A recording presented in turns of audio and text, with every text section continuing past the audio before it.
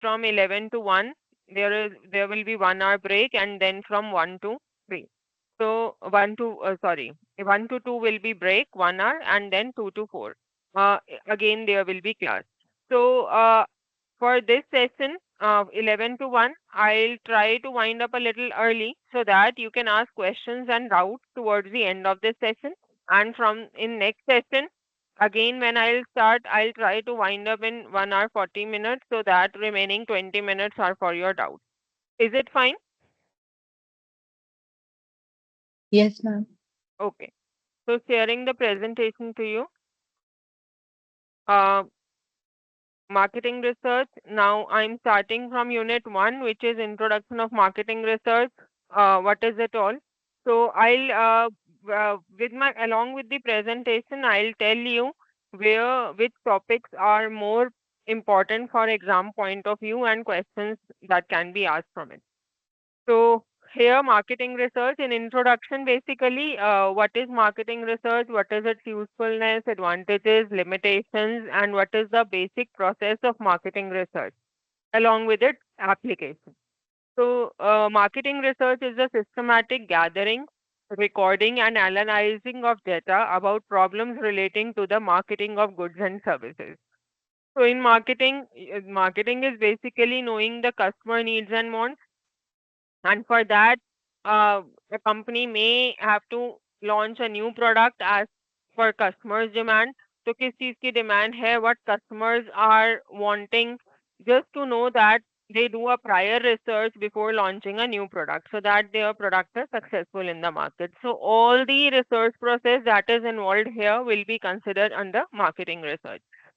This will give you the data you need to identify and reach your target market at a price customers are willing to pay.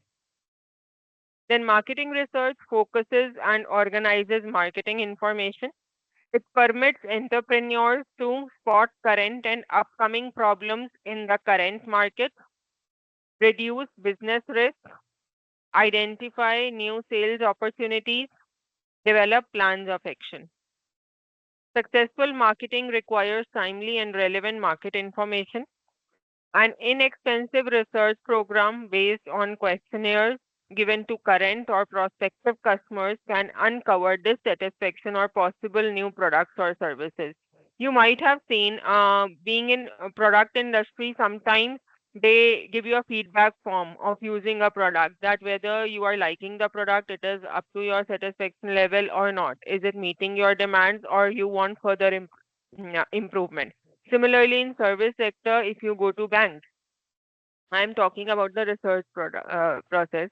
So in services, if you are going to bank, they will again give you a feedback form, that are you satisfied with the services, or what are the areas where you find that there should be improvement. So this is a research. The companies, organizations, whether it be service organization or manufacturing ones, they want to know where they are lagging and what consumers are expecting more out of them, and accordingly they will direct their uh, improvement in a particular direction. Marketing research is not a perfect science. It deals with people and their constantly changing feelings and behaviors, which are influenced by countless subjective factors. To conduct marketing research, you must gather facts and opinions in an orderly, objective way to find out what people want to buy, not just what you want to sell them. So now the selling process is customer oriented, not the seller oriented. Before, it used to happen that just mass sales, you sell as much as you can and you earn profit from them. But nowadays, in the presence of competition and innovative products that are coming up by the competitors, I need to satisfy customer as far as possible. So I will try to make the product that they need, that they want, and what are not being offered by my competitors. Market research will identify trends that affect sales and profitability, population shift, legal development. The local economic situation should be monitored to quickly identify problems and opportunities. Keeping up with competitors' market strategies is also important. Every small business owner must ask the following questions to devise effective marketing strategies. So these are basically research questions. Uh, who are my customers and potential customers? So existing customers as well as the customers that might be there with me in near future. What kind of people are they? Are they children? Are they in which age group they are? What are their income levels and so on? Where do they live? Can and will they buy? Can they buy means they have affordability or not, Okay. and will they buy means uh, any issue?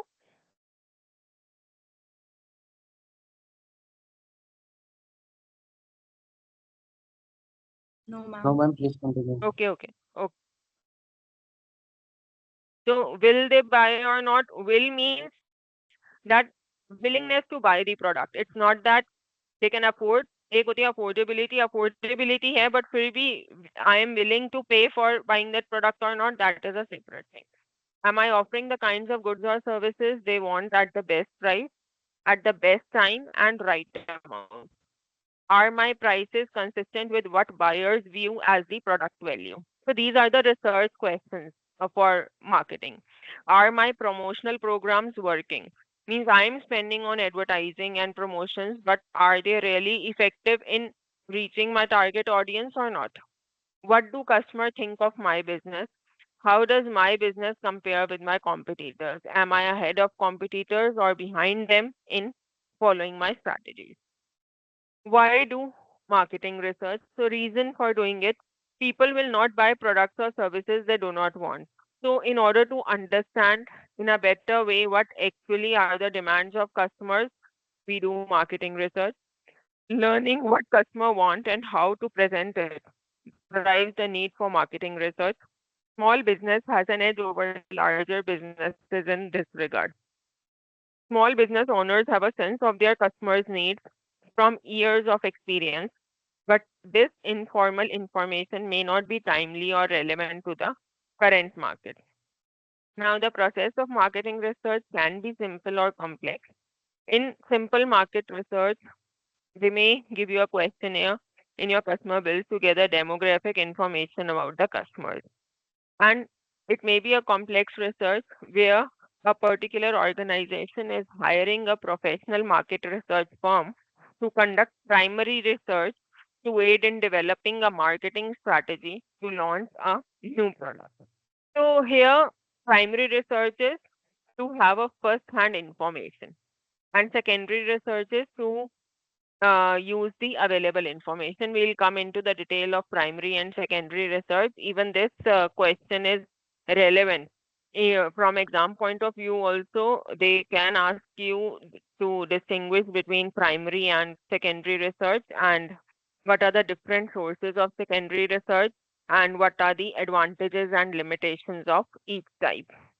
And also, in some cases, like in exploring something, primary research is has to be done. जो R&D department है research and development है उनके लिए कोई पास data नहीं है जिसको वो यूज कर सकें they have to see what has to be done.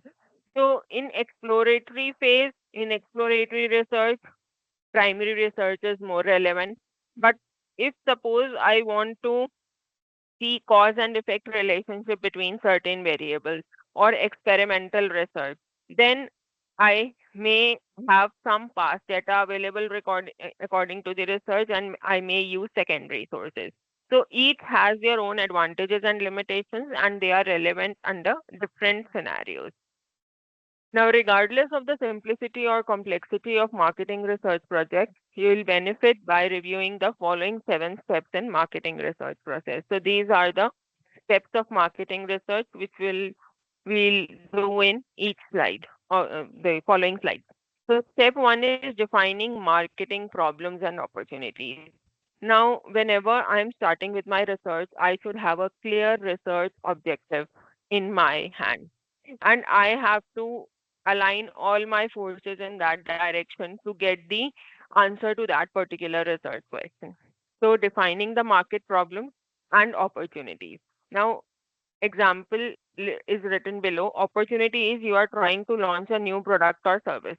This is your opportunity. But with this opportunity, you have certain marketing problems. First problem is awareness of your company and its products or services is low. Second, market is familiar with your company but still is not doing business with you. Third, your company has poor image and reputation. Fourth, your goods and services are not reaching the buying public in a timely manner. So these are the problems. So with opportunity, you may or may not have problems. If the problems are existing, then you must identify and list them out at the outset. Second step is set objectives, budget, and timetables. Now, whenever I am doing my research, it is not that my research should go endlessly. There should be some time frame within which I need answers. There should be some time frame within which I need answers to my research questions. So a schedule has to be developed and a budget because in doing the research, money is spent whether I am hiring a marketing research firm or I am collecting the data myself by employing some force, a budget has to be allocated and that budget amount has also to be decided at the outset that what is my budget for doing the research. Objectives. Explore the nature of problem so you may further define it. Determine how many people will buy your product packaged in a certain way and offered at a certain price. Test possible cause and effect relationships. For example, if you lower your price by 10%, what increased sales volume should you expect and what impact will this strategy will have on your profit? Budget. Your market research budget is a proportion of your overall marketing budget. Allocate a small percentage of gross sales for the most recent year to use on marketing research. It is usually about 2% of the existing business. When planning to launch a new product or business, you may want to increase your budget to as much as 10% of your expected gross sales. Other methods include analyzing and estimating the competition's budget, आपके competitors का क्या budget है, and calculating your cost of marketing per se. So you have to see what is the cost you are bearing in promoting the product and doing the research and what are the benefits you are gaining. So cost benefit analysis have to be done simultaneously to be profitable in the long run. Timetable. Prepare a detailed timeline to complete all steps of the marketing research process. Establish target dates that will allow the best accessibility to your market.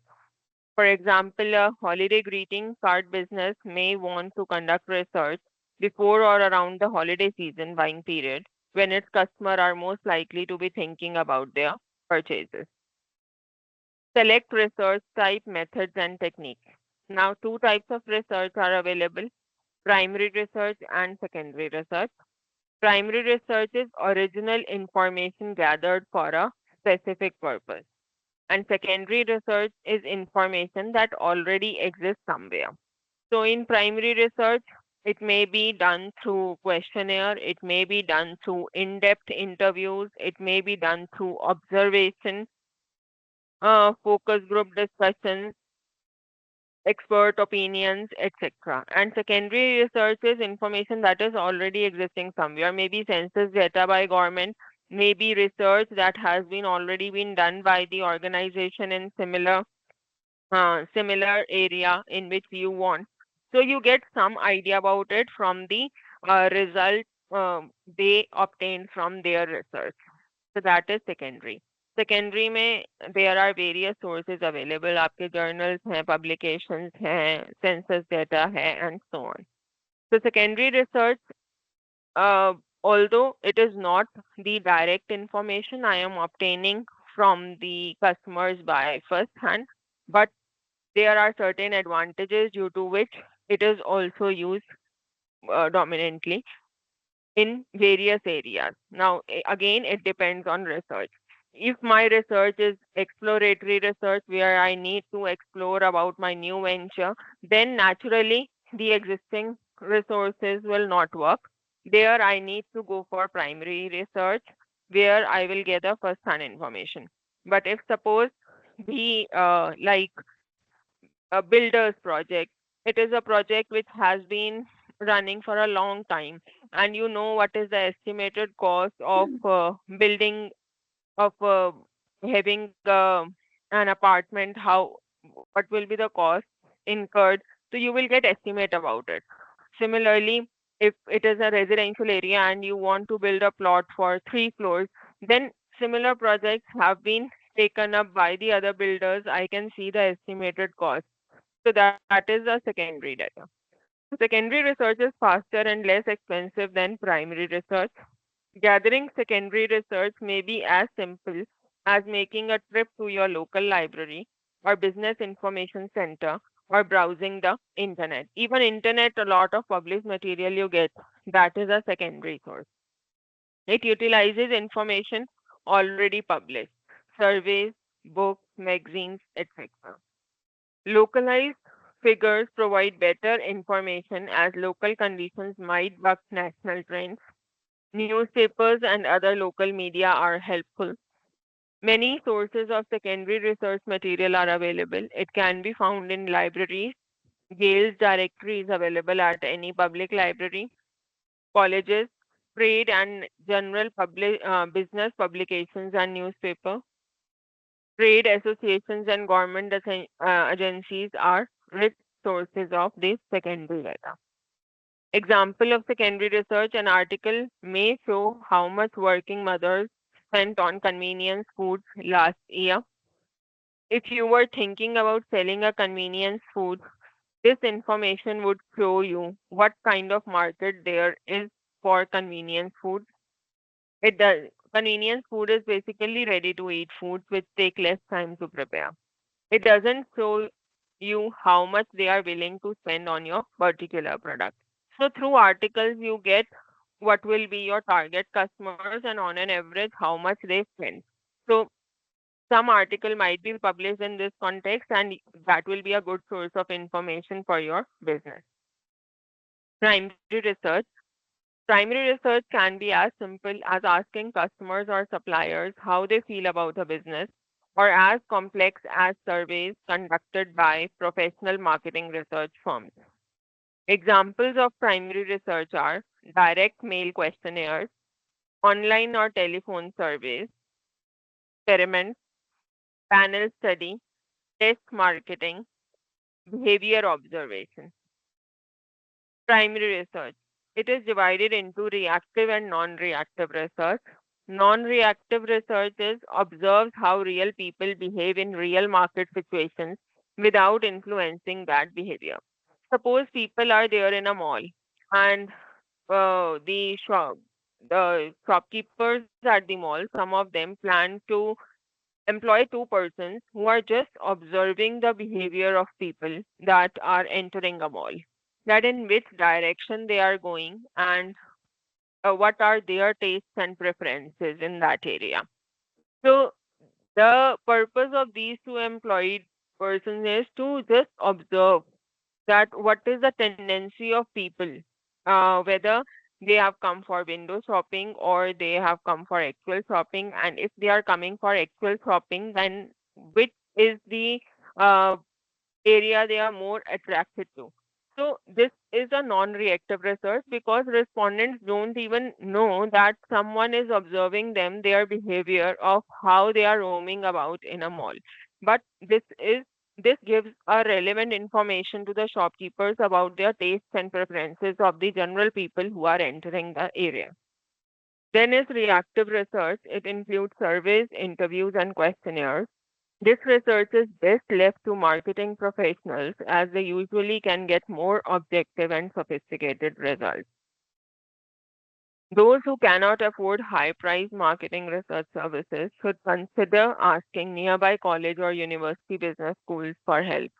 So, in academics, if you want to go for some research at what should be the um, which subject should I offer? So I can see the general taste and preferences of the people, geographical locations near my vicinity, and the colleges, other colleges which are offering, and I may after seeing the results of the reports that they have collected, that how in which particular area students are more interested in, I can launch those particular courses.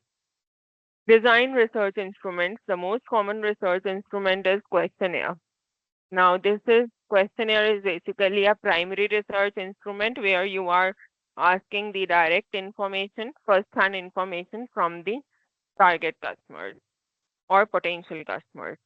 Keep these tips in mind when designing your marketing research questionnaire. Some of the tips are discussed here in your first chapter, and I have also discussed it in detail towards the end because it can be a complete question that give a detailed procedure of how to design a questionnaire or a case study may be asked that this is a particular situation and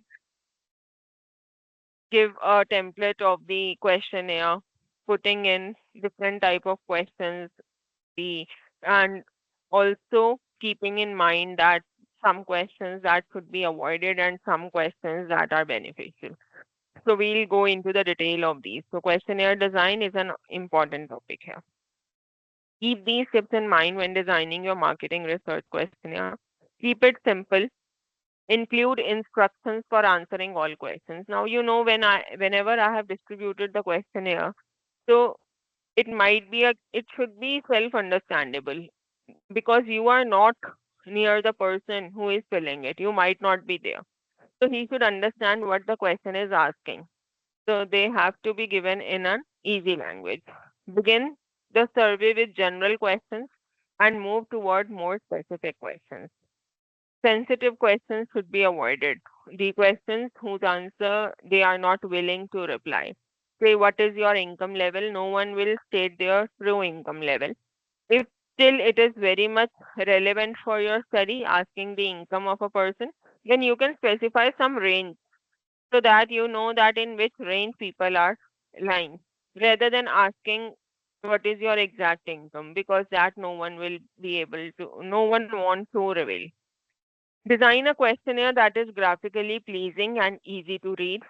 So the font size, etc., it should be properly readable, and also the sequence of questions should flow in a proper manner. Before printing the survey, ask a few people to complete the survey and give feedback. Mix the form of questions for different sections of questionnaire. So there are different types of questions that can be asked, and we'll discuss in detail in the following slides. Scales, that is scaling technique, which are used like Likert scale, staple scale, semantic differential scale, and so on. Ranking, it is uh, I am giving a list of subjects and ask them to rank which is most preferred and which is least preferred.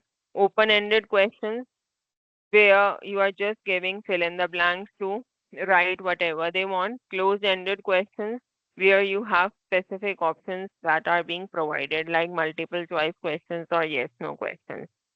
So these are closed-ended. So in our questionnaire, uh, different types of questions should be included. The form or way a question is asked may influence the answer given.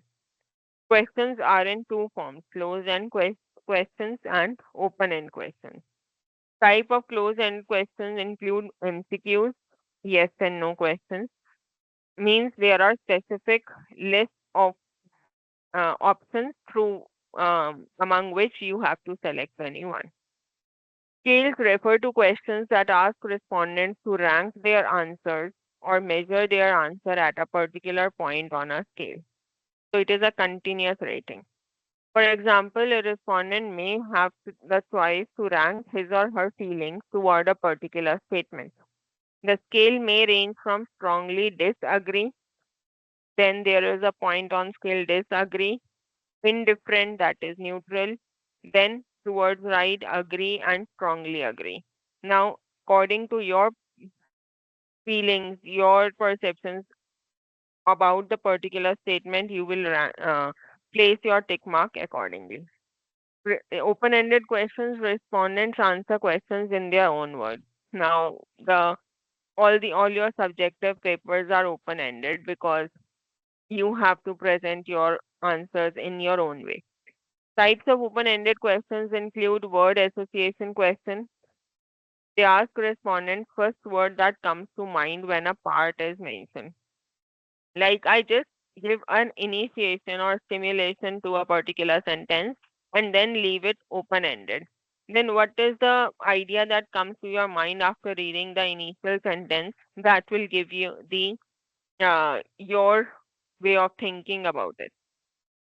For example, a question might read, when I eat toast and jelly, I use dash brand of jelly and it usually costs about dash per jar. So this particular statement is giving some reference of toast and jelly. Then it is basically trying to ask you the brand of jelly that you are preferring and how much you are capable and willing to pay per jar. Then collect data, step Excuse me, 5. ma'am. Yes, yes. Ma'am how it is open ended because अगर वहां पे हम scale use कर रहे हैं तो वो close ended और यहाँ पे हम जिस उसको फिल करने को दे रहे हैं तो ये ओपन एंडेड कैसे हो गया हाँ, हमें तो उसकी ये ओपन प्रेफरेंस एंड पता हाँ चल रही है हाँ, ये ओपन एंडेड इसलिए ओपन एंडेड का मतलब होता है कि आपके पास स्पेसिफिक लिस्ट ऑफ चॉइसेस नहीं है. Multiple choice question may I am listing you option A, B, C, D. Even if you have some other option in mind, you are not given the list of options in your closed-ended question. So your options are closed there. But here, when I am giving a fill in the blank, then in this fill in the blank, he can put any brand, maybe national, international, 110 brand हो उनमें से कोई भी brand डाल सकता है तो that is an open and. Similarly, cost about dash per jar. I am not listing rupees 100, 200, 300, 400. It may be any price. It may be in dollars. It may be in pounds. So the uh, since the options which should be filled in these fill in the blanks are not fixed, that is why it is open ended. So open ended doesn't mean that it will never be in a sentence form. Open ended means that the you can fill anything in the fill in the blanks, not just specific list of options. Is it fine? It is because we are not getting the information we want No, it is because like when I eat toast and jelly, I use dash brand of jelly. If I end my question here or dash की जगह I give you 4 options that jelly के 4 options दे दूं brand A, brand B, brand C and brand D. कि अगर उसी ABCD brand में से ABCD ही लिखना है मुझे यहाँ तो वो क्लोज एंडेड होता because I have provided only 4 brands and you have to select any one brand out of it. But here I am not giving you any option. You, by your wisdom, whatever brand you are using, I may not be aware of even that brand. हो सकता है वो international brand हो यहाँ पे उतना prevalent भी ना है आप रिलेटिव से यूएस से कनाडा से या लंदन से वो ब्रांड मंगवा रहे हो लेकिन वो ब्रांड आप पुट करोगे यहाँ पे तो मेरे को टेस्ट एंड प्रेफरेंस पता लग जाएगा customer is liking that brand मैं उसे लिस्ट ऑफ ऑप्शंस नहीं दे रही.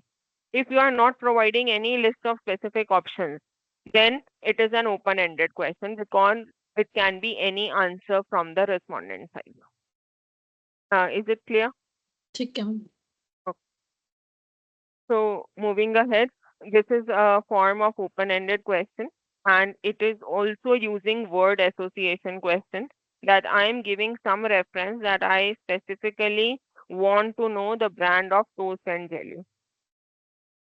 Collect data to obtain clear, unbiased, and reliable results. Collect the data under the direction of experienced researchers. Before beginning data collection, you must train, educate, and supervise your research staff. If the data is collected appropriately, then only your research will be successful. So this is a very important um, step that if you are collecting data yourself, you know that what kind of data needs to be collected. But if you are employing some force, then you have to train people who are employed for doing data collection that how to collect it. so that the data collected at the end is in usable form for you. Untrained staff conducting primary research will lead to interviewer bias. Stick to the objectives and rules associated with the methods and techniques you have set in step 2 and 3. Be as scientific as possible in gathering your information. Scientific means there should be a systematic way of collecting it. Organize and analyze the data. Once data has been collected, it needs to be cleaned. Clean means if there is some missing information that has to be taken care of. If there are outliers, present outliers means those options are not available and extreme figures are there. They have to be cleaned out and so on. Uh, Whatever missing information is there, that have to be treated appropriately. Cleaning research data involves editing, coding, and tabulating results. Start with a simple design research instrument or questionnaire.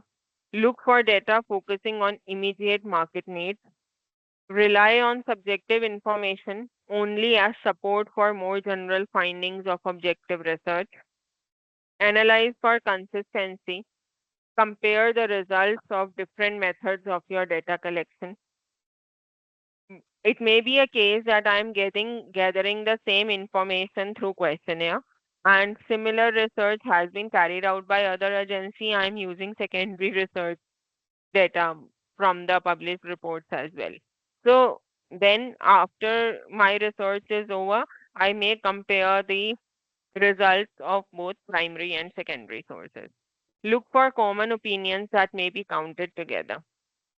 Then step 7 is present and use market research findings. Basically, it is preparing a research report. Whatever you have gained out of your research that has to be presented in a summarized form. Once marketing information is collected and analyzed, present it in an organized manner to the decision makers of business. You may want to report your findings in the market analysis section of your business plan. You may want to familiarize your sales and marketing department with the data or conduct a company-wide informational training seminar using the information. Assess available information. Assess the information that is immediately available. You may have the information you need to support your marketing plan without doing extensive market research. Weigh the cost of gathering more information against the potential usefulness. As I said earlier, the research, when we are doing research, we have to do cost benefit analysis simultaneously. When we see that cost is more than benefit gained, then I'll stop my research because it should be worthy. Whatever time, effort, cost I'm spending, it should be worthy and it should bring at least that much result, which is covering up my cost.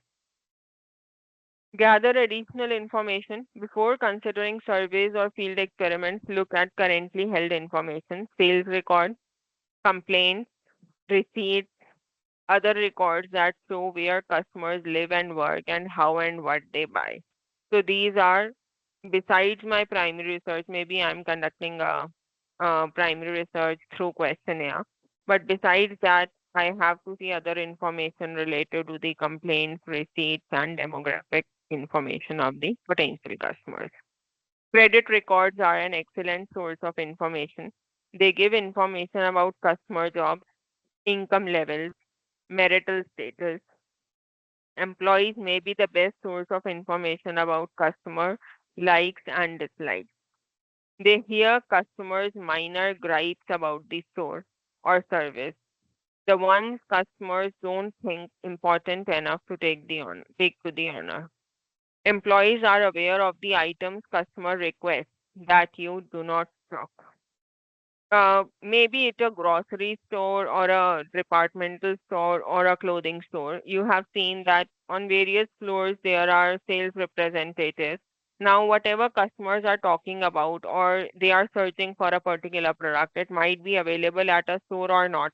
But those employees get the information that what are the customers liking and which are the products or colors or flavors that are being preferred by them.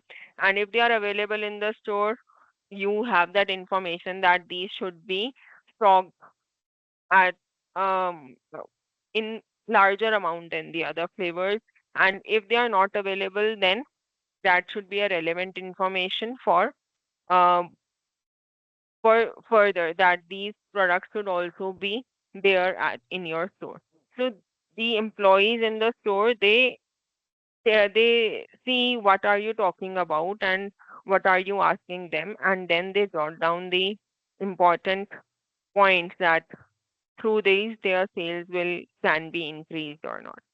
They often can supply good customer profiles from their day-to-day contact. So these are, I have just written down the additional suggested readings I have discussed in class 2, besides your SLM. But your SLM has all these information which I am telling you through the slides.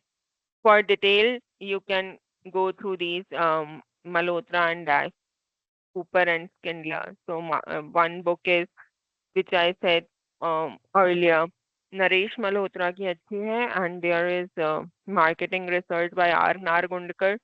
So they have case study, all these concepts that I'm telling you, they are listed down pretty well in those books as well. Measurement and scaling techniques. Now, the first chapter was what is marketing research, what are its advantages, limitations, what kind of data is available, then questionnaire design. These are primary and secondary sources. So this is all that we will be discussing in detail in the following slide. Now, when we are collecting data or we are putting questions, then there are certain techniques depending upon the type of variable. So there are measurement and scaling techniques which are used. So measurement means assigning numbers or other symbols to characteristics of objects. This is a very important question from interview point of view as well as your subjective exam of marketing research. Discuss in detail the various measurement techniques. Discuss in detail the various scaling techniques with suitable or relevant examples. It can be a full 12-mark question. When I am saying measurement techniques deal with assigning numbers. And there are 4 measurement scales which are used. It is your nominal, ordinal, interval, and ratio.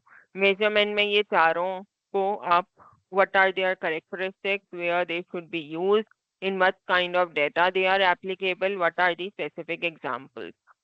In scaling, scale में जैसे हमने किया कि least your disagree to agree wala scale है, strongly disagree to strongly disagree, or strongly preferred to not preferred.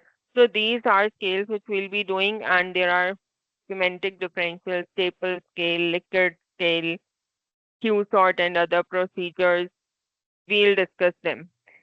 So in measurement means assigning numbers or other. This is an important question. Measurement techniques and scaling techniques. अगर आप past year papers देखो, you will certainly get one or the other question from this section. And this is very scoring. You can write, you can elaborate answers by giving examples. Measurement means assigning numbers or other symbols to characteristics of objects according to certain pre-specified rules. We measure not the object, but some characteristics of it. Thus, we do not measure consumers, only their perceptions, attitudes, preferences, or other relevant characteristics are measured. Scaling may be considered as an extension of measurement. It involves creating a continuum. Continuum means continuous line, like a real line, on which measured objects are located. Scaling is the process of placing the respondents on a continuum with respect to their attitude towards banks. In our example, scaling is the process by which respondents would be classified as being an unfavorable, neutral, or positive attitude. Now, primary scales of measurement, there are 4 primary scales of measurement: nominal, ordinal, interval, and ratio. The first 2, that is nominal and ordinal, are non-metric, and the other interval and ratio are metric. Metric is where your quantitative measurements are involved, like mean, median, mode, up, और arithmetic measures use कर रहे हो. Non-metric is जहाँ पे आपको आगे mathematical calculations नहीं. Nominal scale. A nominal scale is a figurative labeling scheme or plan in which the numbers serve only as labels for identifying and classifying the object. So nominal scale की जो main keyword है that is labeling, for which is used for the purpose of identification. For example, the numbers assigned to respondents in a study constitute a nominal scale. Thus, a female respondent may be assigned a number 1 and a male respondent 2. When a nominal scale is used for purpose of identification, there is a strict one-to-one correspondence between the numbers and objects. You have seen in cricket match also the players have different numbers on their t-shirts. वो players को identify करने के लिए numbers हैं. So these are nominal scale, just a labeling to identify a particular object. Similarly, horses are there in a race. So horses are given some numbers. Tags are allocated to them. Again, this is a labeling. So it is an example of a nominal scale. Each number is assigned to only one object and each object has only one number assigned to it. No matter which one is first or second, ये players के numbers हैं, number assigned to runners. Common example include student registration number at their college or university, numbers assigned to football players or jockey in a horse race. In marketing research, nominal scales are used for identifying respondents, brands, attributes, banks, and other objects. When used for classification purposes, the nominal scale number served as label for classes or categories. For example, you might classify the control group as group 1 and experimental group as group 2. The classes are mutually exclusive and collectively exhaustive. Mutually exclusive means if a person is in group 1, then he will not be in group 2. And if a person is in group 2, then he will not be in group 1. Collectively exhaustive means a person will either be in group 1 or group 2 because there is no other case. Example, mutually exclusive exhaustive का income level below 5 below 2 lakhs per annum. तो या तो बंदा below 2 lakhs per annum में होगा या above होगा. So these are mutually exclusive and exhaustive. Only a limited number of statistics, all of which are based on frequency counts, are permissible. Naturally, when these are just labels, सिर्फ labelling है तो labelling में उन numbers का actual कुछ meaning नहीं है. उसका मीन एवरेज निकाल के I will not get any information. So these I can just say that in category 1, these many people are there. So frequency counts are the relevant analysis which can be used. These include percentages, mode. Mode is the particular category which is having the maximum number of frequency. Chi-square test we'll do ahead, and binomial test. It is not meaningful to compute an average student registration number, average gender of respondents in a survey, or the number assigned to an average bank. Examples of nominal scale is gender, where female or male, marital status, married, single, divorced, nationality, and so on. Which kind of media do you use? Newspaper, television, interview. Now again, this is your one of the MCQs. It may have number in brackets, then newspaper will be number 1, television number 2. Those labels are just used for numbering purposes. What can we do or cannot with nominal measures? Percentage of numbers can be calculated, 40% male and 60% female. It cannot be ranked. Arithmetic means cannot be calculated. Mode and frequencies can be calculated. Example is showing that the frequency of people with each nationality and how much proportion they constitute.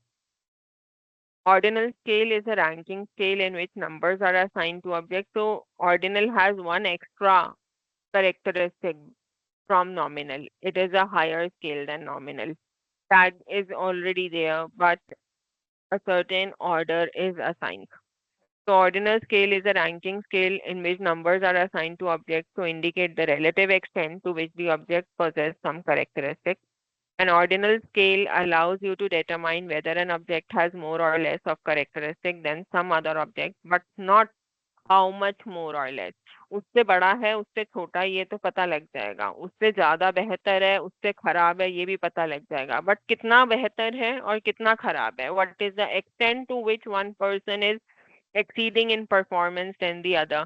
That is not shown in the ordinal scale. Thus, an ordinal scale indicates relative position, not the magnitude of differences between the objects. The object ranked first has more of the characteristic as compared with the object ranked second. But whether the object ranked second is a close second or a poor second is not known. Means, take for example, one person has scored 100 out of 100 and the second highest marks are 88 in one school. In the other school, first uh, rank holder has scored 100 and second rank holder has scored 99.9.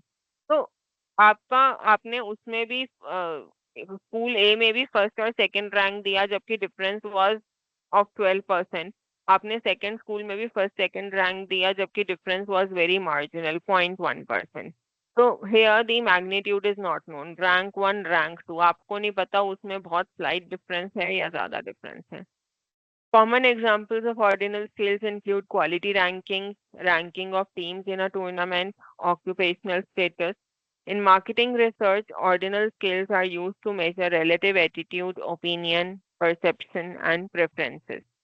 Measurements of this type include greater than or less than judgment from the respondents.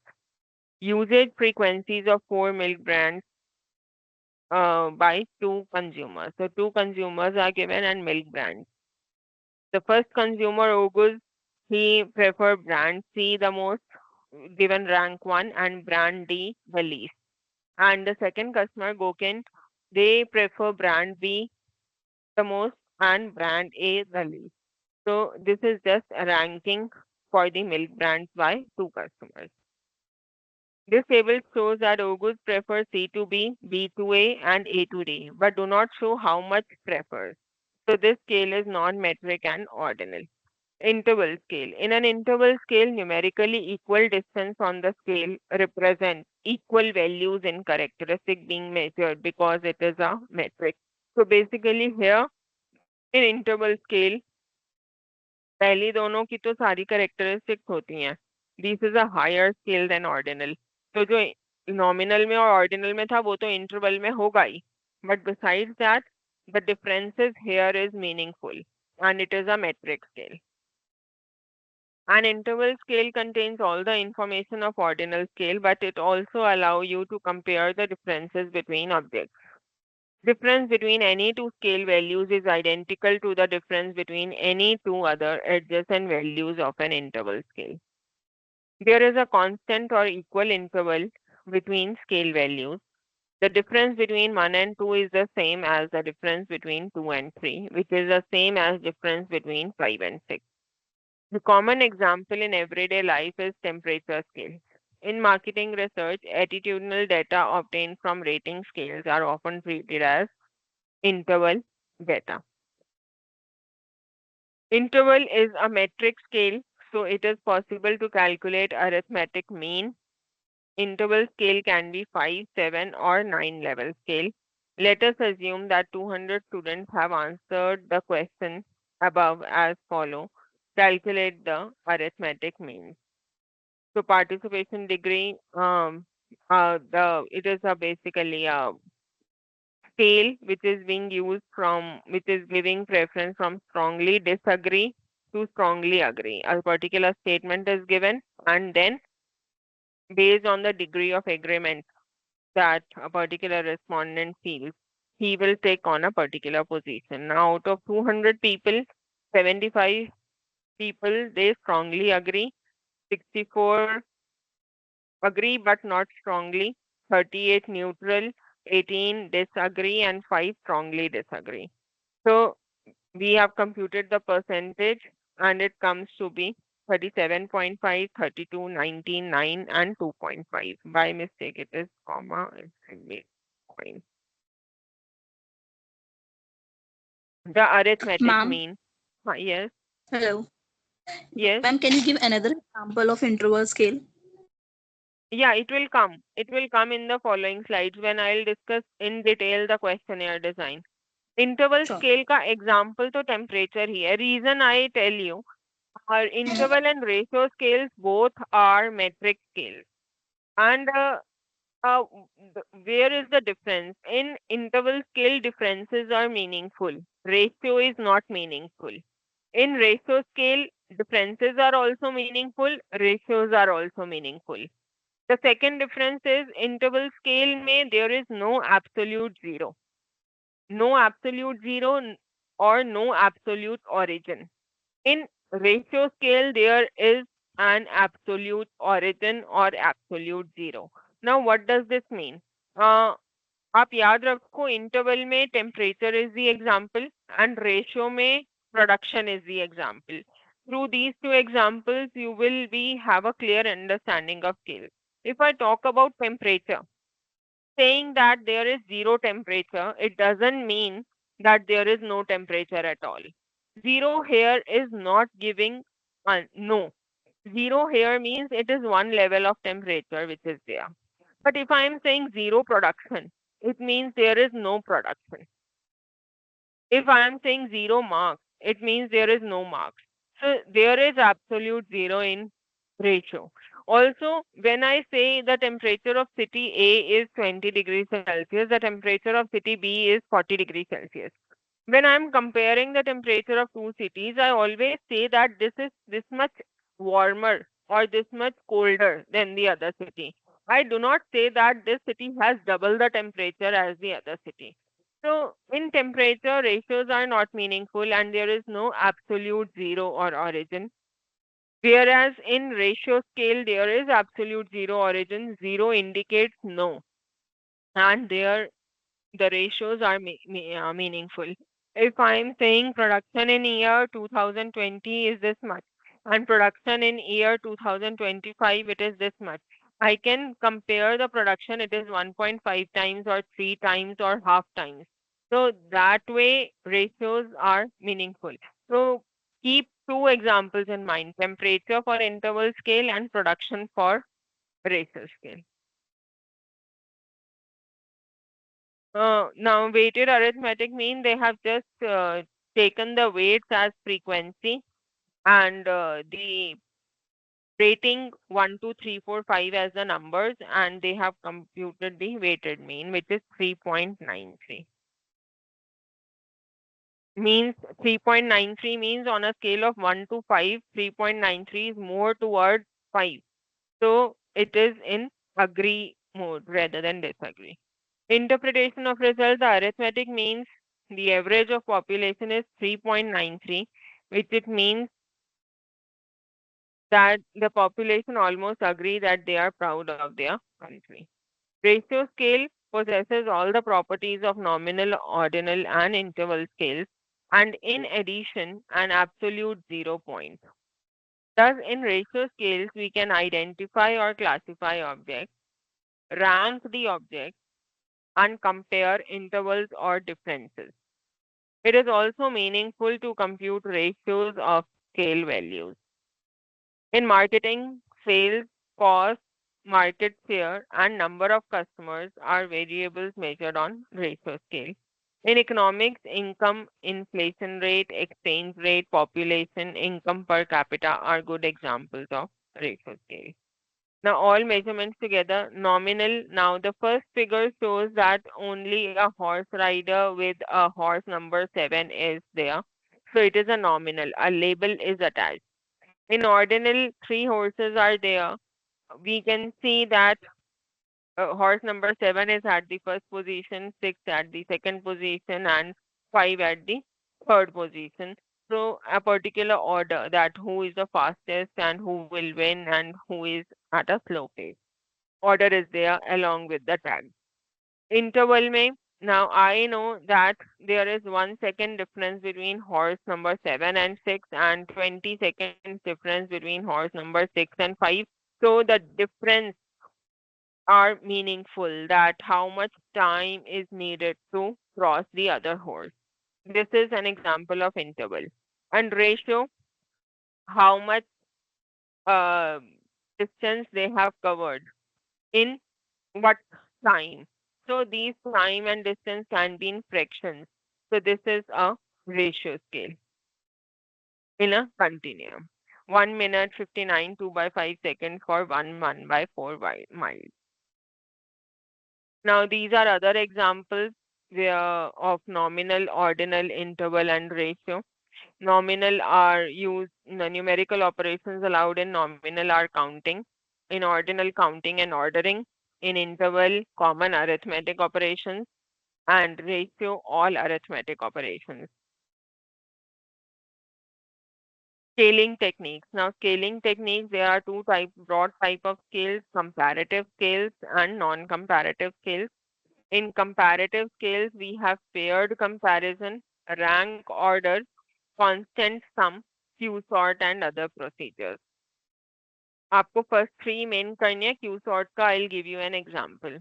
Non-comparative scales में again it is further classified into continuous scale and itemized rating scales. In itemized, they are subdivided into Likert, semantic differential, and staple scale. We'll discuss each one of them in detail in the following slide.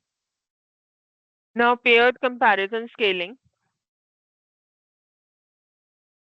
A respondent is presented with two objects and asked to select one according to some criteria.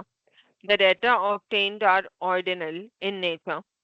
A respondent may state that he or she prefers Alkerd chocolate to Nestle, likes Mars ice cream better than Algira. So, based on two objects given at a time, which is more preferred than the other? This is done in paired comparison scaling. These are frequently used when the stimulus objects are physical products. Coca-Cola is reported to have conducted more than 190,000 paired comparisons before introducing new Coke. Paired comparison scale is the most widely used comparative scaling technique. Comparing four different package materials by using 0-1 scale. 1 is preferring the column to the row and 0 is preferring the row to the column. This is given. Material is glass, plastic, can, carton. Now, which material is preferred over other? If you see, all the diagonal elements are put by dash. क्योंकि glass में तो कोई comparison हो ही नहीं सकता, वो तो same चीजें हैं. Similarly, plastic, no comparison can be done. That is why diagonal is 0.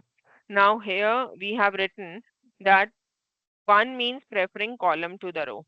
So glass, can को अगर देखें वहां पे 1 है. It means can is preferred than glass. Glass, plastic में it is 0. It means row में glass है और column में plastic है. When I see 0 entry. So here glass is preferred to plastic. So this way your preference is there and you can add the numbers and you can get to know which particular material is most preferred. Let us start with reading the first cell of first column, which is glass plastic cell. It means that consumer prefers glass to plastic. Glass can cell is 0. Glass can cell is 0.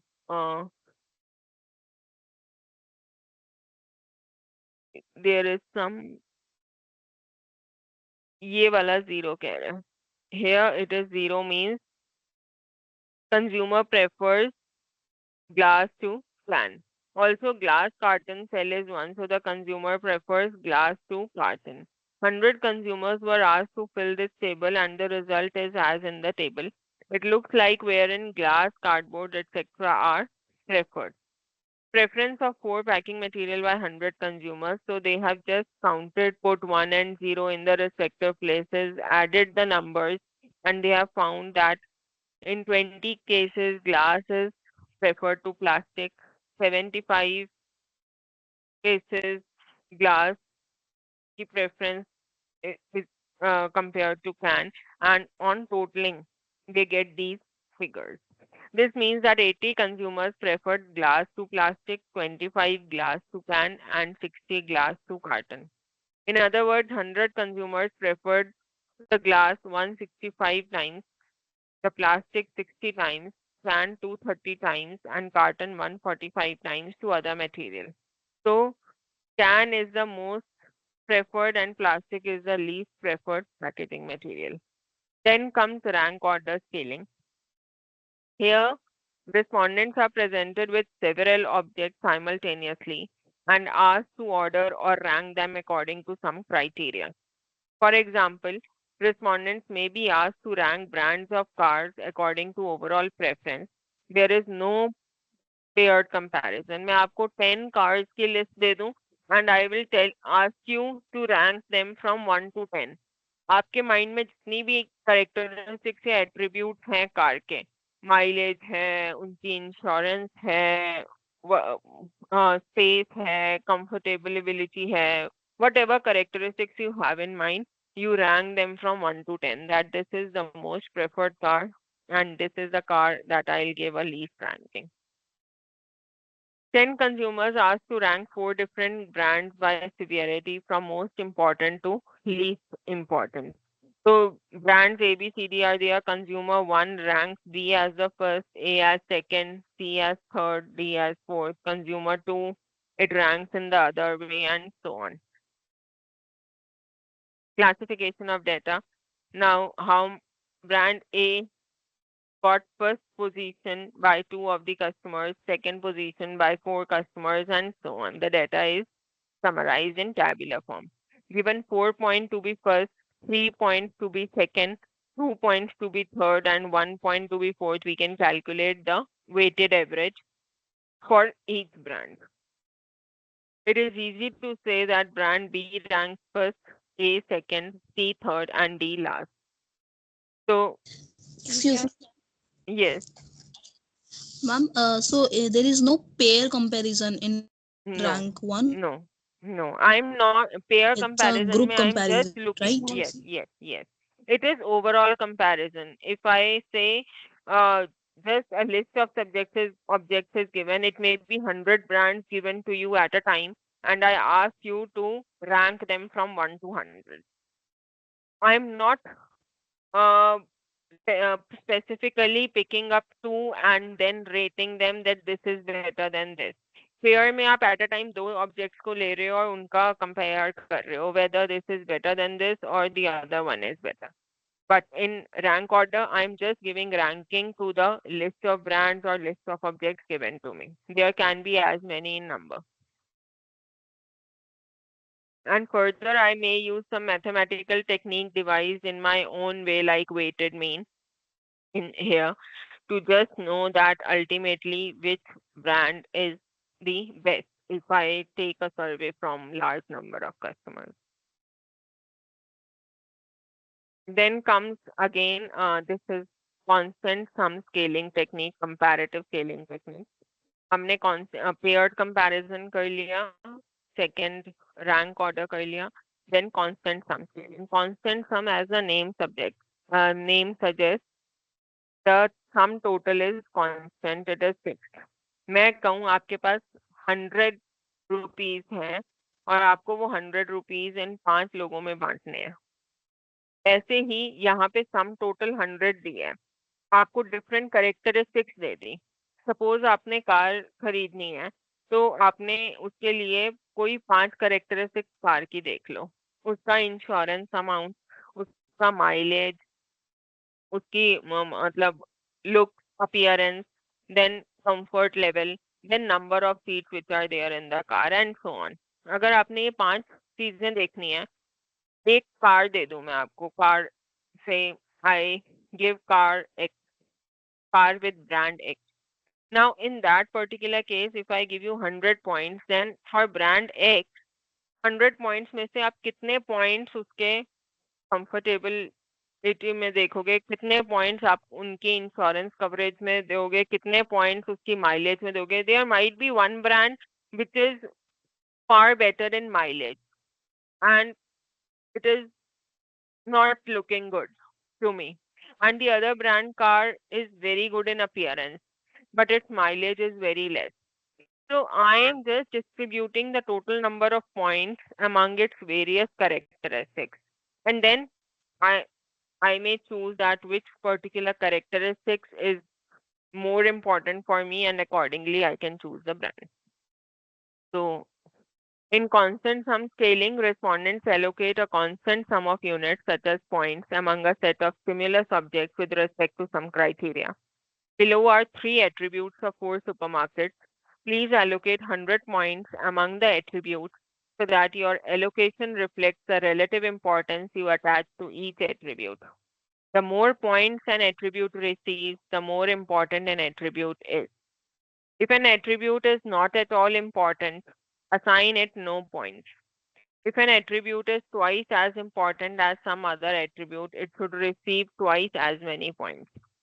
Now, supermarket like brand market A, B, C, D है, उनमें आपके चार characteristics consider हो रही हैं. For each market, staff behavior, cheapness is आपको सब अब जो पर्टिकुलर प्रोडक्ट है वो सस्ते मिलते हैं महंगे मिलते हैं.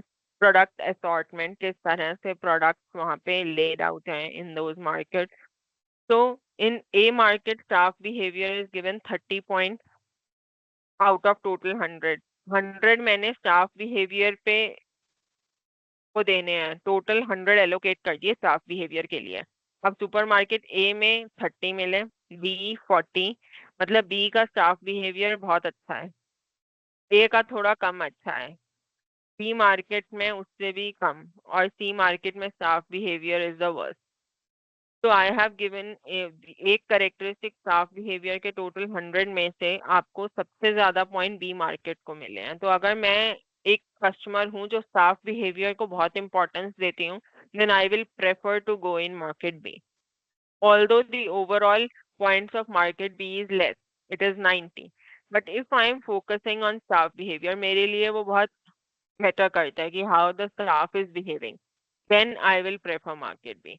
Similarly, cheapness, market A को 40 मिले out of 100, मतलब market A सबसे ज्यादा cheap है और market B बहुत महंगी है. Although the staff behavior is good, it is not cheap. It has given the least point in cheapness, that is 10. So it is a costly market. So same way, for each of the characteristics, I get to know that which particular market or brand has given how many points, and accordingly, I can, according to my taste and preferences, that which particular characteristics mean to me the most. Accordingly, I can choose a particular thing. It is clear that supermarket A ranks first. यहाँ पे उन्होंने ranking देखी है overall points की. If I add all points of market A, it comes out to be 110, B 90, C 35, D 65. So C and D are not good markets. Among A and B, A is having the maximum points. That is why ranking. If I'm ranking, I'll give first rank to A. Q-sort and other procedures. Just a brief is required. Q-sort scaling was developed to discriminate among relatively large number of objects quickly. There may be 500 or 1000 objects. These techniques use a rank order procedure in which objects are sorted into piles based on similarity with respect to some criteria. तो किसी criteria के हिसाब से may be price. वो same price वाली items को आप एक ग्रुप में कर दो एक फाइल में, तो उसको सॉर्ट कर देते हैं and then rank order technique is used. For example, respondents are given 100 attitude statements on individual cards and ask them to place them into 11 groups, ranging from most highly agreed with to least highly agreed with. तो जितनी भी statements most highly agreed हैं उन statements को एक group में डाल दिया, और जो least highly agreed हैं उन statements को एक ग्रुप में डाल दिया. The number of objects to be sorted should not be less than 60, not more than 140. A reasonable range is 60 to 90 objects. The number of objects to be placed in each group is pre-specified, often to result in a roughly normal distribution over the whole set. Then comes non-comparative scaling techniques. अभी तक चाहे वो paired comparison था, चाहे rank order, इनके अंदर हमारा comparative scaling technique. See, we are doing comparison, चाहे constant sum में हम compare करके किसी को ज़्यादा points दे रहे हैं, किसी को कम points दे रहे हैं. Non-comparative scaling techniques में there is no comparison. मैं जब एक को rate कर रही हूँ, उसी को rate कर रही हूँ, साथ वाले को compare करके नहीं rate कर रही. So, respondents using a non-comparative scale employ whatever rating standard seems appropriate to them. They do not compare the object being rated either with another object or to some specified standard such as your ideal brand. They evaluate only one object at a time.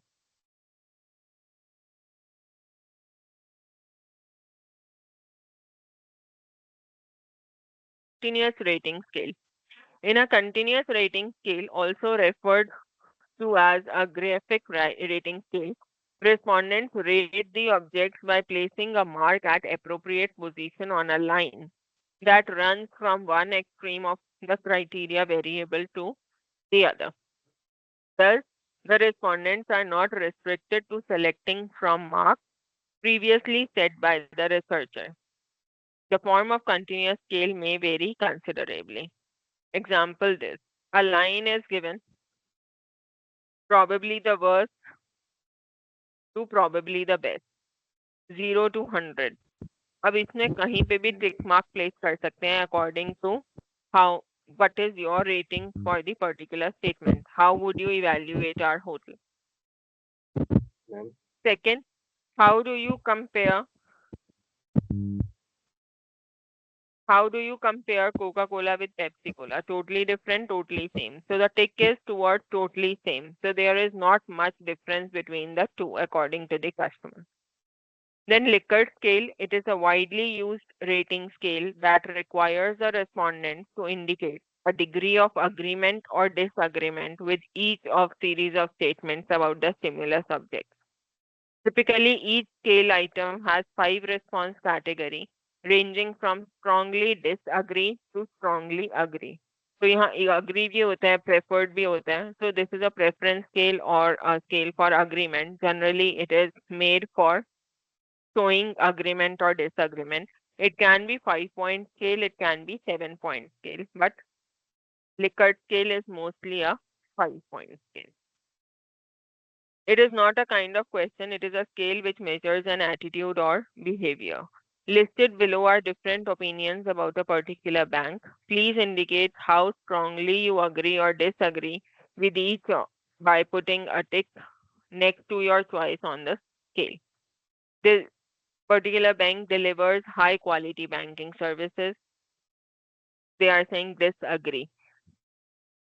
Poor customer operational support, disagree. Prefer to conduct transactions. I prefer to conduct means I would like I'm neutral about it, neither agree nor disagree. Does not have a good European branch network, agree. Electronic banking security is terrible, agree.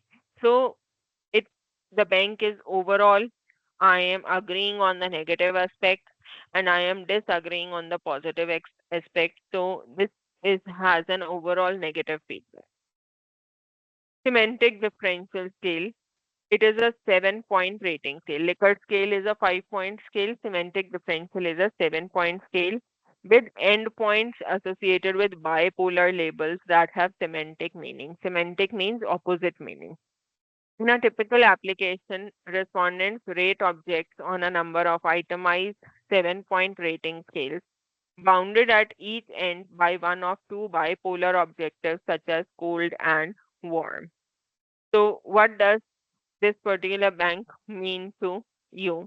The following descriptive scales bounded at each end by bipolar adjectives summarizes characteristics of banks. These mark cross at the blank that best indicates what the particular bank means to you. So bank is, यहाँ पे आप देखो जो इनके हर statement में there are 7 points and there are bipolar objectives. आपको opposite words है end में.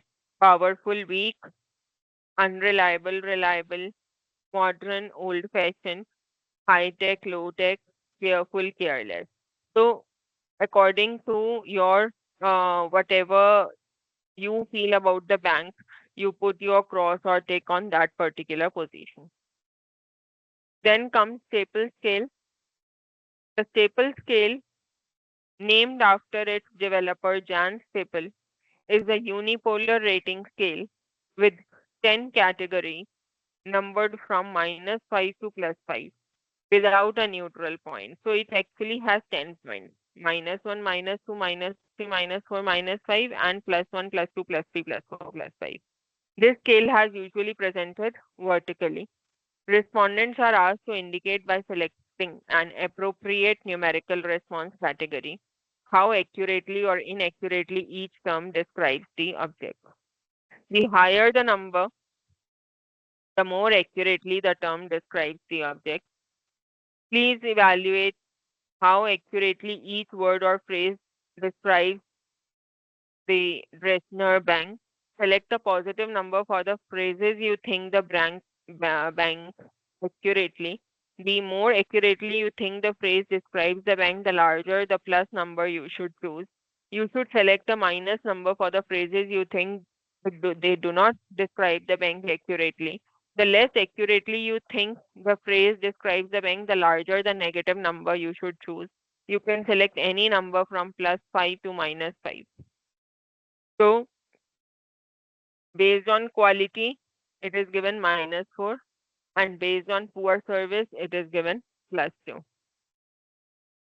Turkish people are generous. Now, these are just a mix of how you can put questions in your case. अगर आप Likert scale use कर रहे हो, the first question, Turkish people are generous. This is a statement, and you have to give your level of agreement. 1 is strongly disagree to 5 strongly agree. Whatever you feel like about Turkish people, you can tick accordingly. Then there can be some graphics just to make your questionnaire interesting. So I'm proud of my country. Now, how I feel, how I'm happy with this statement is correct for me, or I'm indifferent to this statement, or I'm sad about hearing this statement. This will show a customer's level. So a different faces are being shown to you, and they will tell you your preference level. Now, reliability and validity. Now, whenever there are different scales, then I would definitely like the scale which is more reliable as well as valid for my study. Reliability, what does it mean? It refers to the extent to which a scale produces consistent results if repeated measurements are made. अगर मान लो मैं एक चीज को suppose मैं questionnaire से fill करा रही हूँ, अगर कस्टमर्स ने बिना क्वेश्चंस को पढ़े आंसर किसी में ए टिक कर दिया, किसी में बी टिक कर दिया, जैसे कॉम्पिटिटिव एग्जाम में कुछ बच्चे जो पढ़ के नहीं जाते वो रैंडमली ABCD पे पिक कर देते हैं. तो अगर एक ग्रुप होगा जिसने प्रॉपरली पढ़ के ही क्वेश्चंस को टिक किया होगा, अगर उस पेपर को मैं दोबारा भी दे दूं उन बच्चों को, तो वो वही ऑप्शन से टिक करेंगे because they have clearfully examined and evaluated and tick the correct answer. और अगर कुछ रैंडमली बस टिक कर रहे हैं just for the sake of it without even seeing what the question is asking, तो उनको मैं पहली बार क्वेश्चनियर दूंगी, कुछ और ऑप्शंस टिक होंगे, दूसरी बार क्वेश्चनियर दूंगी, कुछ और ऑप्शंस टिक होंगे. So they are not reliable. So if your results are consistent when repeated measurements are made, then it is a reliable. But there are some sources of error. Main sources are, one is systematic source of error and the other is random error. जो random error होते हैं वो reliability को खराब करते हैं. जो systematic sources of error होते हैं ये रिलायबिलिटी को इतना अफेक्ट नहीं करते because they affect the measurement in a constant way and do not lead to inconsistency. Random error produces inconsistency leading to lower reliability. Reliability can be defined as the extent to which measures are free from random errors. If random errors are 0, the measure is perfectly reliable. Now, next topic comes research design. Market research process, as we discussed, it consists of The step one as defining the problem, developing an approach, formulating research design. Now, formulating research design. This is an important step of marketing research. And what does research design mean? It is basically a blueprint of how you will carry on your research, your planned research. Then, after you fix your research design, then comes your field work or collecting data, preparing, analyzing data, and presenting the report. So research design is comes after properly defining the research. It is formulated after the problem has been defined and the approach has been developed. It is a framework or blueprint, a plan, detailed plan for conducting the marketing research project. Again, a detailed question can come that what is a research design and explain different types of research designs in detail. They may ask you specific research designs to be explained in detail. It details the procedures necessary for obtaining the information needed to structure or solve marketing research problems. Design the exploratory. These are components of research design.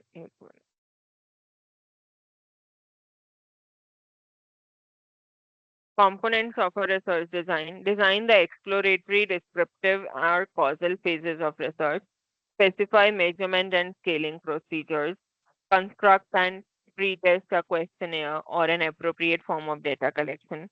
Specify sampling process and sample size.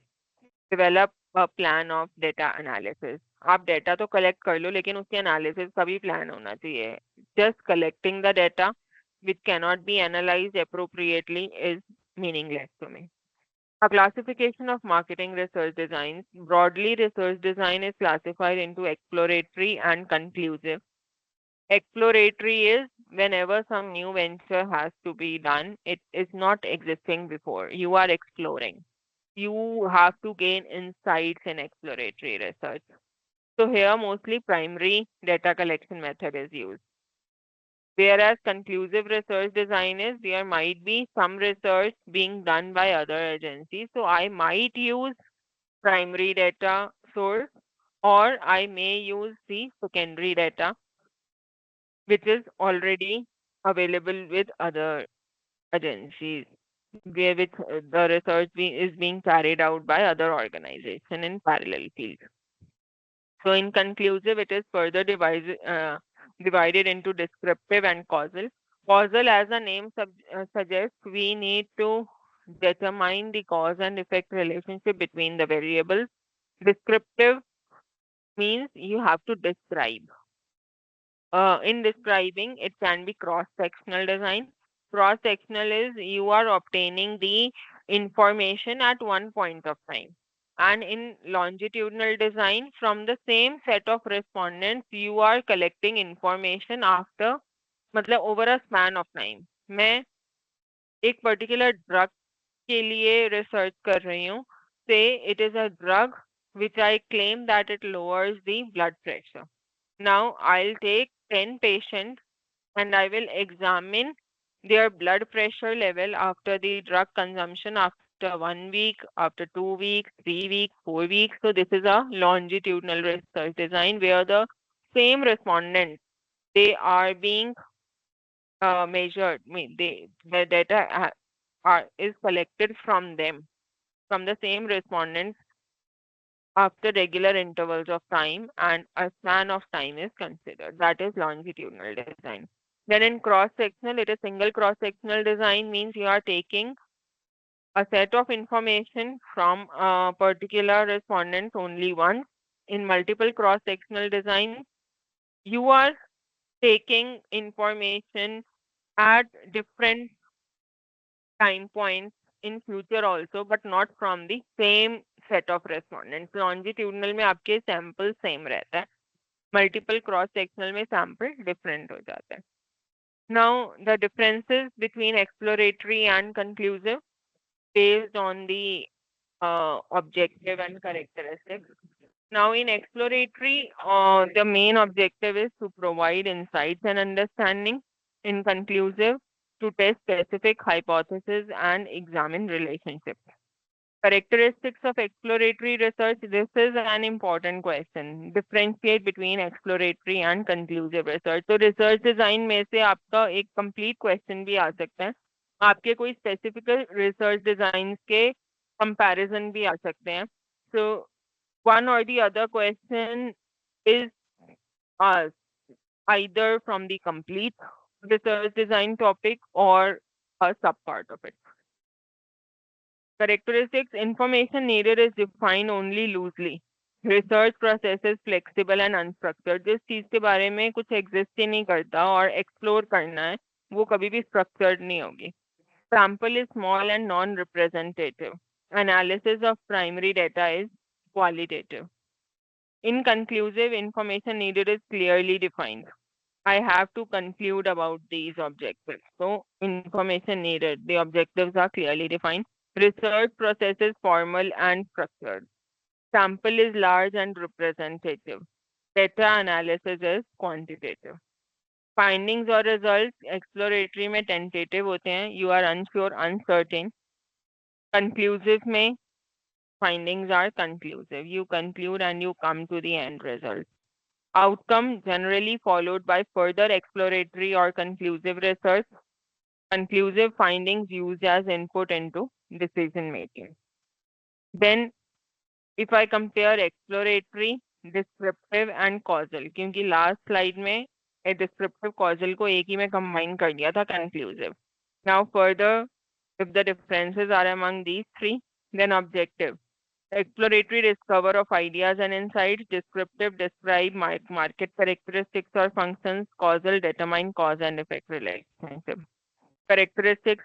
Exploratory is flexible, versatile, often the front end of total research design. Descriptive, marked by prior formulation of specific hypothesis, pre-planned and structured design. Causal, manipulation of independent variables, measure the effect on dependent variables, control mediating variables. Methods of exploratory research: expert survey, pilot surveys, case studies, secondary data, qualitative analysis, qualitative research. In descriptive, secondary data, quantitative analysis, survey, panels, observations, and other data. Descriptive might have primary data as well. Causal, experiments. Use of exploratory research: formulate a problem or define a problem more precisely, identify alternative causes of action, courses of action, develop hypotheses, isolate key variables and relationships for further examination, gain insights for developing an approach to problem, establish priorities for further research. Uses of descriptive research: to describe the characteristics of relevant groups such as consumers, salespeople, organization, or market areas. Estimate percentage of units in a specified population exhibiting a certain behavior. Determine perceptions of product characteristics. To determine the degree to which marketing variables are associated. To make specific predictions.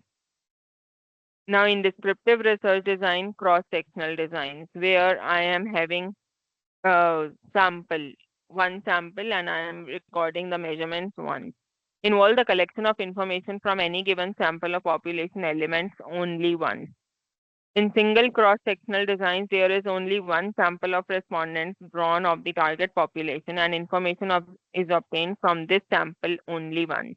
In multiple cross-sectional designs, there are two or more samples of respondents and information from each sample is obtained only once. So एक sample से एक ही बारी ली जाएगी. Information from different sample is obtained at different times in multiple cross-sectional. A type of special interest analysis of design is cohort analysis. It consists of series of surveys conducted at appropriate time intervals where the cohort serves as basic unit of analysis. Now, cohort का मतलब क्या है? Cohort का मतलब है जैसे हम सर्वे कर रहे हैं तो हमने क्लासेस बना ली, C1, C2 ये cohorts हैं. C1 are people who are cohort born prior to 1900. C2 cohort born 1901. So these are different generations being taken as different cohorts. Design, longitudinal designs में a fixed sample of population elements is measured repeatedly. 1 minute. This is longitudinal design. A fixed sample or samples of population elements is measured repeatedly on the same variable. Same people are studied over time and same variables are measured. As I gave you the example that a drug is administered to some patient and the effect of that drug, which is claimed to be lowering the blood pressure, is monitored. Now, the same set of patients are administered with the drug at different intervals of time. So, it is a longitudinal design. It differs from cross-sectional design in that the sample or sample participants remain the same over time. Longitudinal design study provides changes that take place over time. Multiple cross-sectional versus longitudinal. Multiple cross-sectional में आप देखो survey sample surveyed at even different sample surveyed at time t2. So sample doesn't remain same. From one sample you are making the observation only once. If over the timeline you are again making observation, then you are doing it for a different sample. Whereas in longitudinal, the sample same will remain same over the timeline. Then the comparison between the cross-sectional design and longitudinal design, the evaluation criteria. Cross-sectional design क्योंकि different samples से हो रहा है, it cannot detect the change. Longitudinal design, since it is done, the observations are done on the same sample over the time span. Therefore, it is useful for detecting a change. Large amount of data collection can't be done in cross sectional क्योंकि आप एक ही sample को एक ही बार ही major कर रहे हो. Longitudinal में yes. Accuracy in longitudinal, it is more accurate because the same samples are giving you observation time and again. Representative sampling, yes, cross-sectional design are representative sampling and response bias can occur in cross-sectional design. Response bias cannot occur in longitudinal because आप एक बार ही नहीं test कर रहे हो, उन्हें बार बार test कर रहे हो ओवर टाइम पीरियड, तो कभी भी इनकंसिस्टेंट रिजल्ट्स नहीं आएंगे. Plus indicates a relative advantage over the other design, where minus indicates a relative disadvantage. Cross-sectional data may not show change. Time period 1 में आपने सर्वे किया, कोई और कस्टमर थे, टाइम पीरियड 2 के सर्वे में कुछ और कस्टमर थे, आपको चेंज नहीं पता लगेगा. अगर सेम सेट ऑफ कस्टमर्स से देखते हैं उनका परचेज बिहेवियर, तो आपको पता लगता है कि वो कस्टमर अपनी परचेजेस इंक्रीज कर रहा है या डिक्रीज कर रहा है. बट लोग ही अलग हो गए तो you can not measure any change. Then uses of causal research to understand which variables are cause and which are effect. To determine the nature of relationship between cause variables and effect variables to be predicted. Example मैं कहती हूँ demand और price में relation है. अब कितना price change होने से कितना डिमांड में असर आ सकता है फॉर अ पर्टिकुलर प्रोडक्ट, उसके लिए मुझे एक रिलेशनशिप बनाना है. क्या प्राइस 10% घटने से 50% डिमांड इंक्रीज हो जाएगी या 30% इंक्रीज हो जाएगी? What is the relationship? That is your cause and effect relationship. Then there are other alternative research designs. Exploratory research, ये अभी तक हमने किए हैं, एक्सप्लोरेटरी हैं या कंक्लूसिव हैं. डिस्क्रिप्टिव हैं. डिस्क्रिप्टिव में कंक्लूसिव में या डिस्क्रिप्टिव हैं या कॉजल हैं. So broadly there are exploratory research design, descriptive research design and causal. But in some cases, they may work in combination, like part A. First, exploratory research, then come to conclusive research. Second, only conclusive research. Third, पहले conclusive research किया, but conclusive research करते करते कुछ questions mind में ऐसे आए जिसके लिए मुझे exploratory research carry out करना है. So the researches can be in combination. Then total error, as we have already discussed, total error is of random sampling error and non-sampling error. हमने किया था reliability के time की जो random error होती हैं, they can affect the reliability. Systematic sources of error, they do not affect reliability. Here, these are different types of errors. Errors occur when we are taking a response. आप response ले रहे हो, तो वो response क्या genuinely question पढ़ के ठीक response दे रहा है, या सिर्फ just for the sake of filling the questionnaire they are giving the responses. Therefore, there might exist certain errors. आपने देखा होगा क्वेश्चन यार आपके पास भी आता है, आप कुछ क्वेश्चंस को बीच में छोड़ देते हो, वो भी एक एरर ही है। जो ब्लैंक्स हैं, फिल इन द ब्लैंक्स आपने नहीं फिल किए, वो भी एरर है, because they are no response error. So different errors are being discussed. One is random sampling error. Third is non-sampling error. जो सैंपल की वजह से एरर्स होती हैं वो रैंडम सैम्पलिंग एरर में है कि आपने सैंपल ही ठीक चूज नहीं किया। नॉन सैम्पलिंग एरर में है कि आपने सैंपल तो ठीक किया, सैम्पलिंग चूज करने में कोई दिक्कत नहीं थी, आपने सैम्पलिंग टेक्निक भी ठीक लगाई। उसके बाद रिस्पॉन्स एरर, रिस्पॉन्स देने वाले ने ठीक से रिस्पॉन्स नहीं दिया, और रिस्पॉन्स नहीं दिया उसमें इंटरव्यूअर एरर भी हो सकता है। इंटरव्यूअर एरर क्या है कि इंटरव्यू ने क्वेश्चन ठीक से नहीं रखा, बहुत वेग अनक्लियर नहीं था, जिस वजह से रिस्पॉन्स एरर आया है। रिसर्चर एरर, रिसर्च ने जो क्वेश्चन पुट किया है इनिशियली, जो इंटरव्यूज को लिस्ट ऑफ क्वेश्चंस दिया, उसमें वो क्वेश्चन जो डिजायर होना चाहिए था वो नहीं इंक्लूड किया। So there are different sources from which error may arise. In non-response error, respondent error. Inability to answer, this is respondent error. Unwillingness to answer, I am not willing to give you the answer to a particular question, that is respondent error. So researcher error में surrogate information error, measurement error, population definition error, sampling frame error, data analysis error. Interviewer में respondent selection error, आपने respondent ही ठीक choose नहीं किया interview देने के लिए। Questioning error, question ठीक से पुट नहीं किया। Recording error, question the answers they are giving are not recorded properly, cheating error, and so on. Marketing research proposal. So a research proposal, it consists of several components: executive summary, background, problem definition, objectives of research, approach to problem, research design, fieldwork, data collection, data analysis, reporting, cost and time.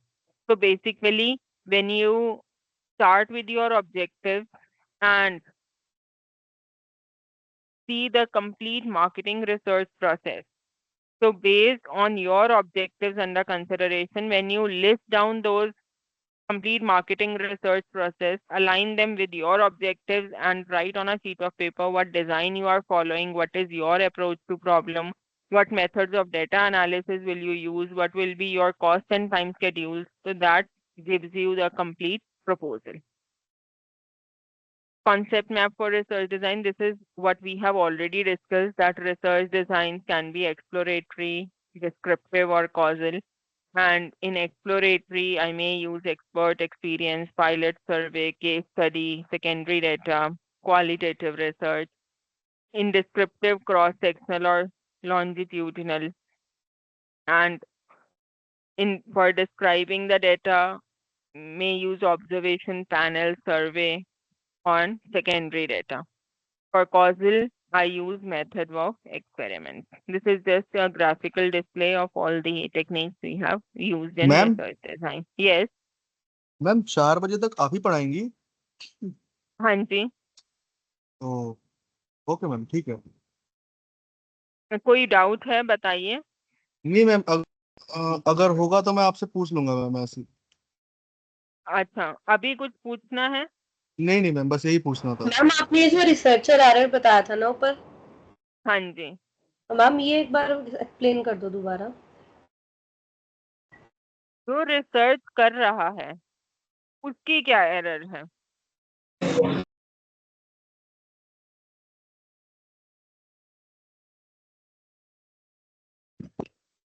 Ma'am slide थोड़ा बड़ा कर लीजिए एक बार।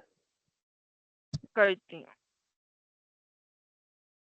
देखो, ये आपकी general information के लिए है कि एरर्स, रिसर्च करते वक्त भी एरर्स एग्जिस्ट करते हैं।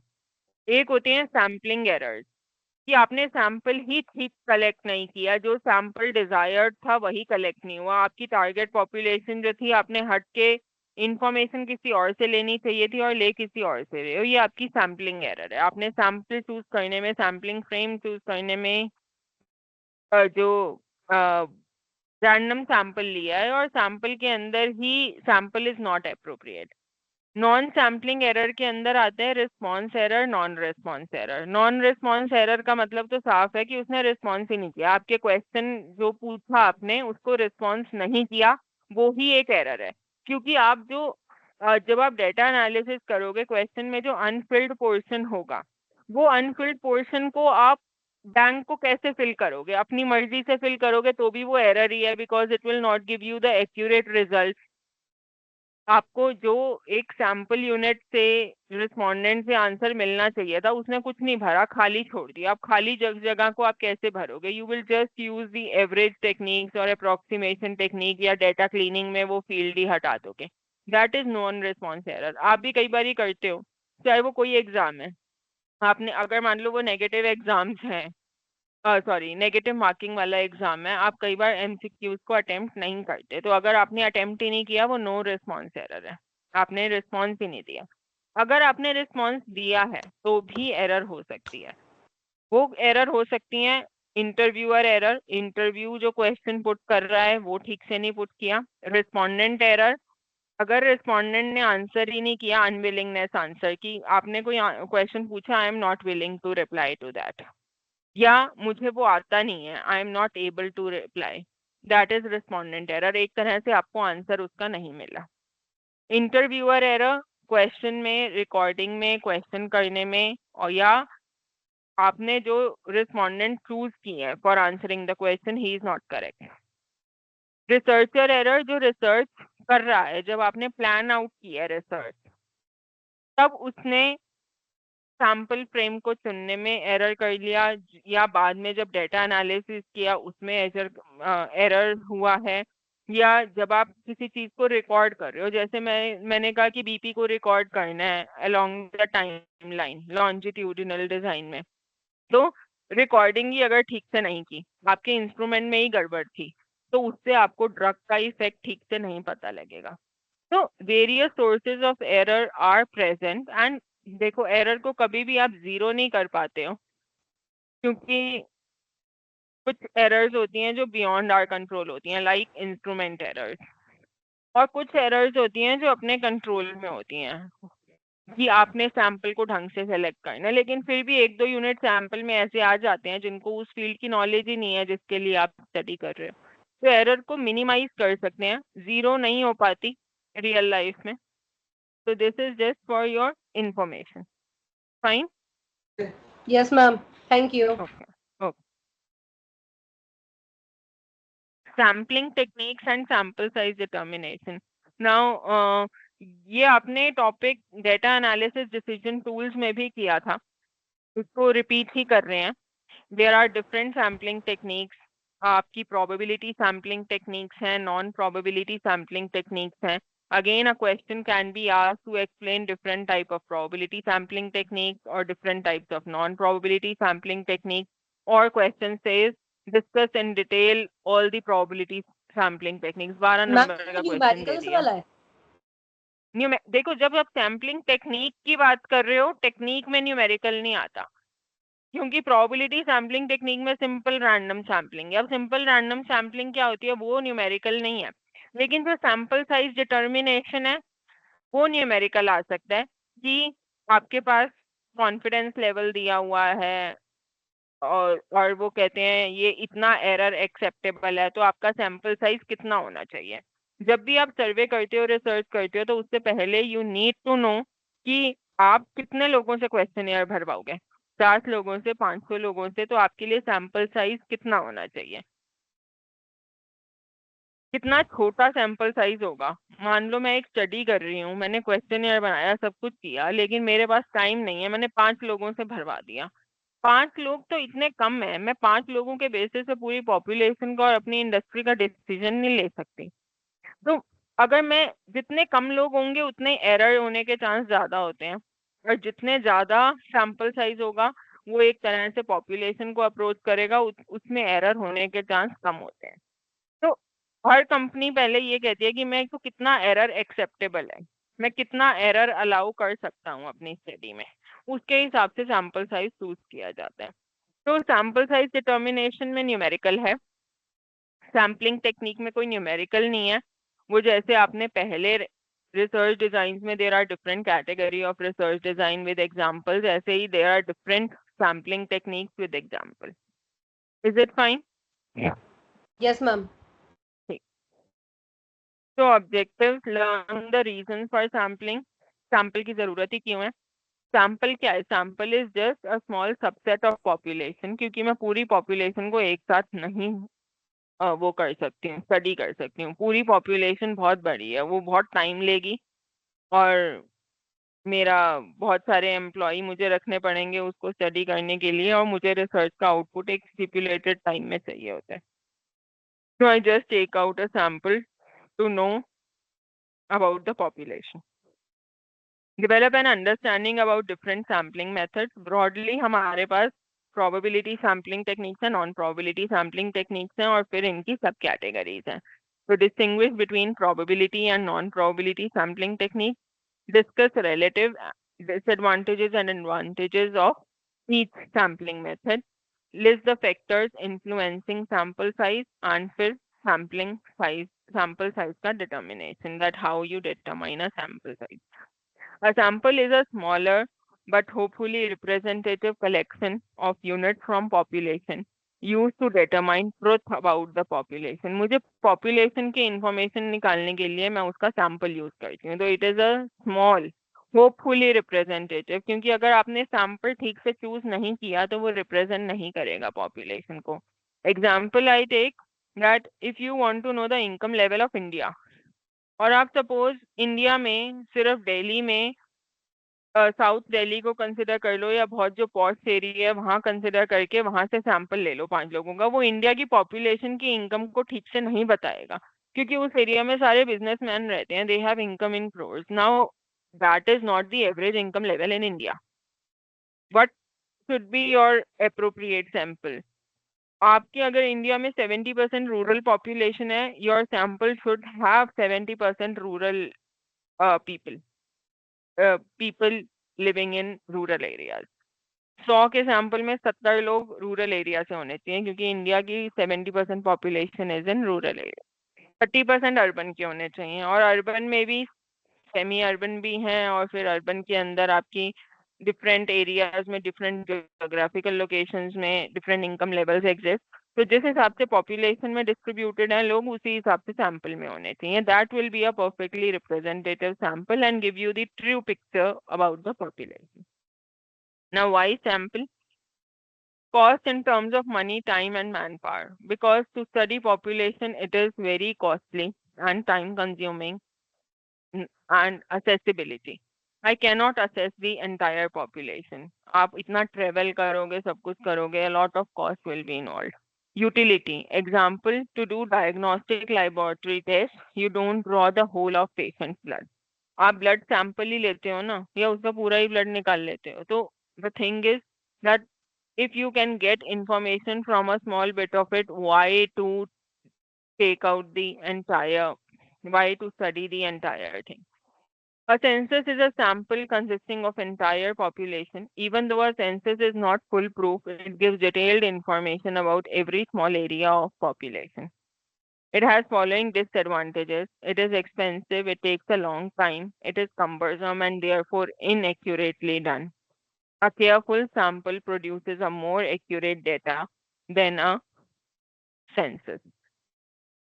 सेंसस का तो जब तक डेटा आपके पास आता है ना, तब तक 1-2 साल लग जाते हैं, और तब तक सेंसस की ओरिजिनल इंफॉर्मेशन भी चेंज हो जाती है.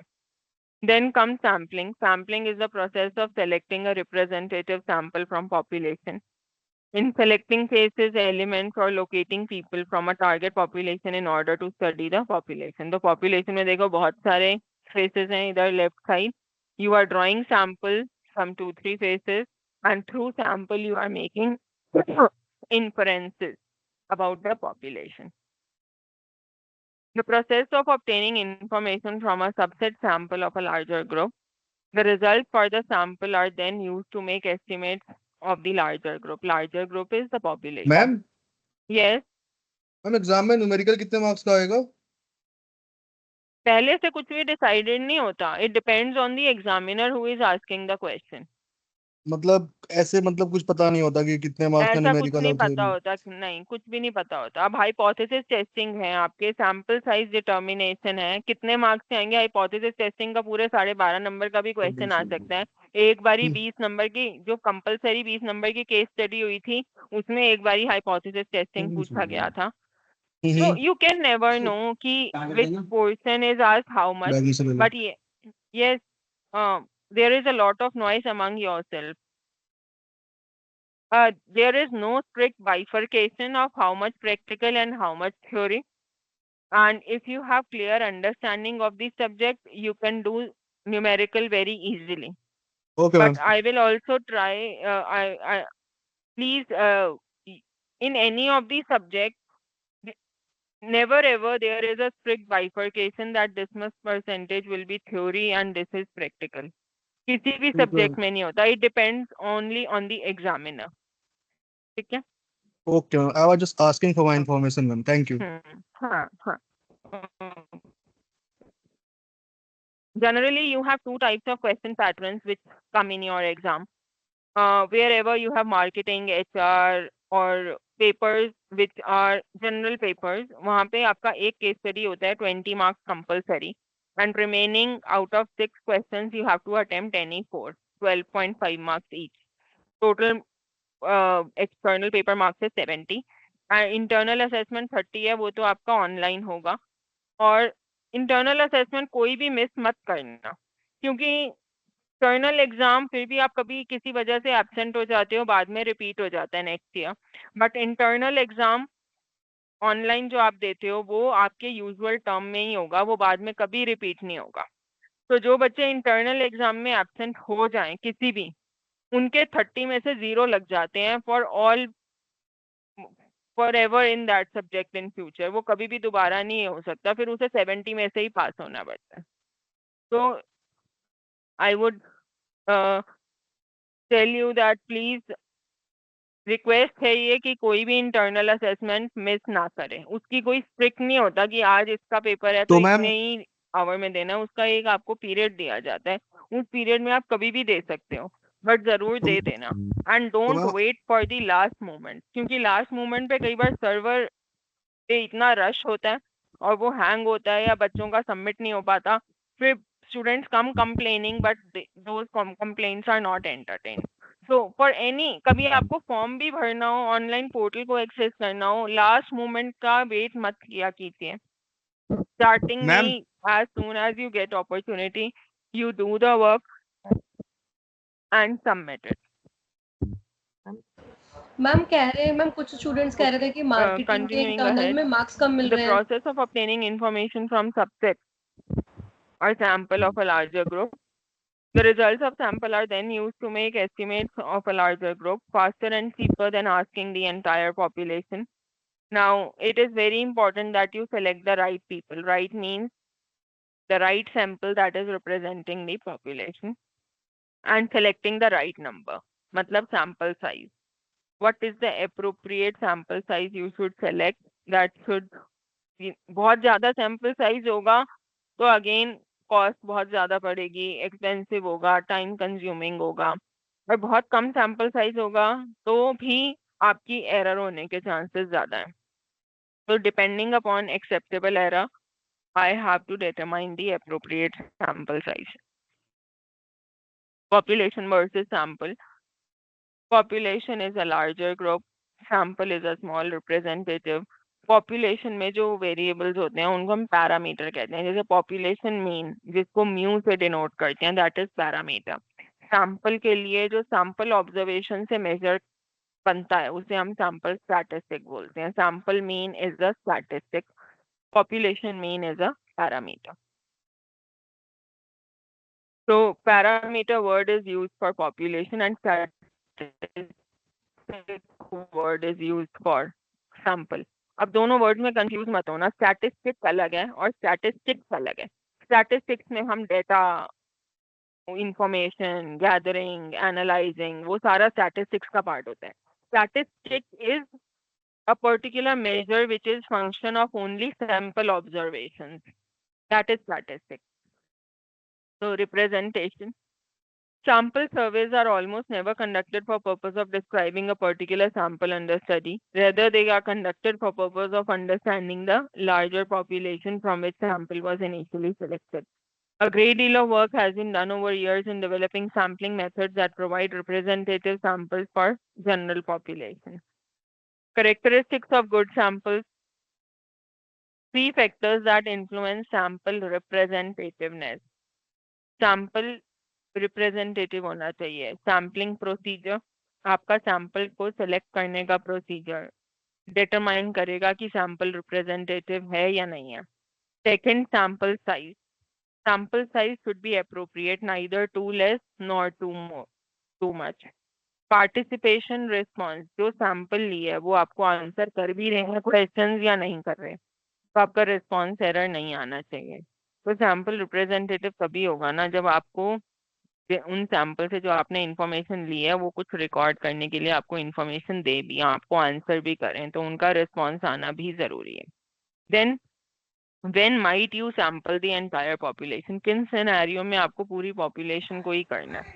When your population is very small. Example, suppose there is a rare disease जो कि इंडिया में it is affecting only 200 people, तो उस केस में उस डिजीज के पॉपुलेशन ही पूरी इतनी कम है, तो आप उस केस में पूरा पॉपुलेशन को ही सर्वे करोगे.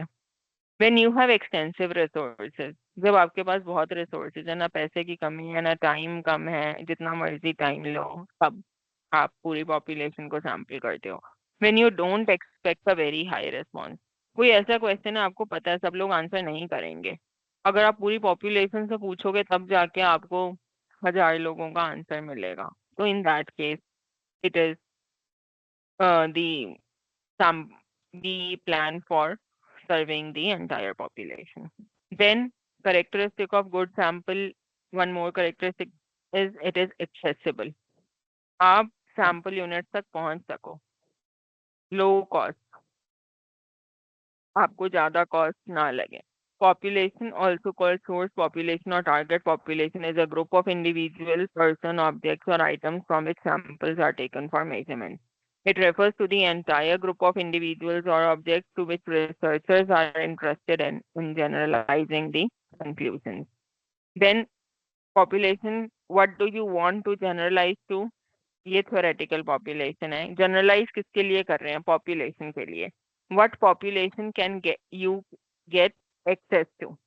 किस population तक आप पहुंच पाओ for getting the information, that is your study population. How can you get access to them? जिनके पास एक्सेस कर रहे हो वो आपका सैम्पलिंग फ्रेम है, उसमें से आप सैंपल ड्रॉ करोगे जो आपकी स्टडी के एक्चुअल पार्टिसिपेंट्स होंगे. Census obtained by collecting information about each member of a population. Studying the whole population requires a great deal of time, money, and energy.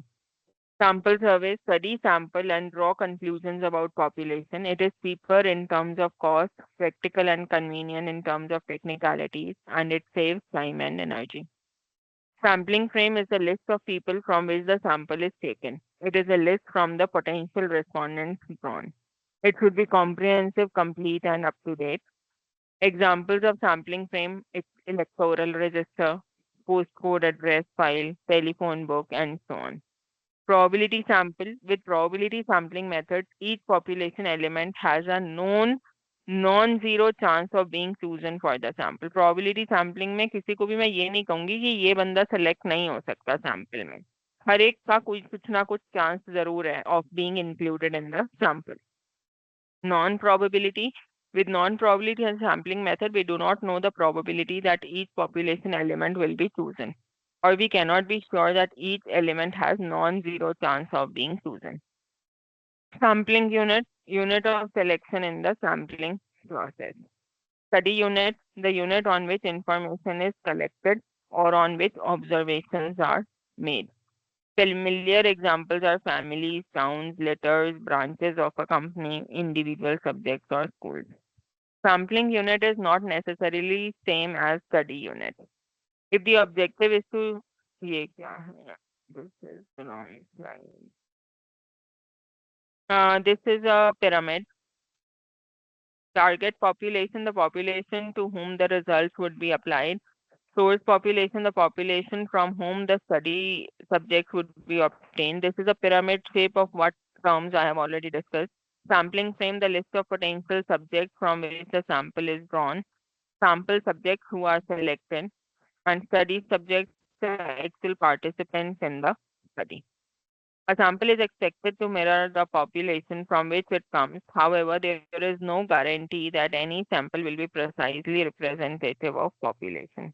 No sample is the exact mirror image of population. Now again, this is just a repetition. Errors are sampling error and non-sampling or systematic errors. Random error, the selected sample is not representative of population due to chance. The uncertainty associated with an estimate that is based on data gathered from sample of population rather than the full population is known as sampling error. Sampling errors are the random variation in sample estimates around the true population parameters.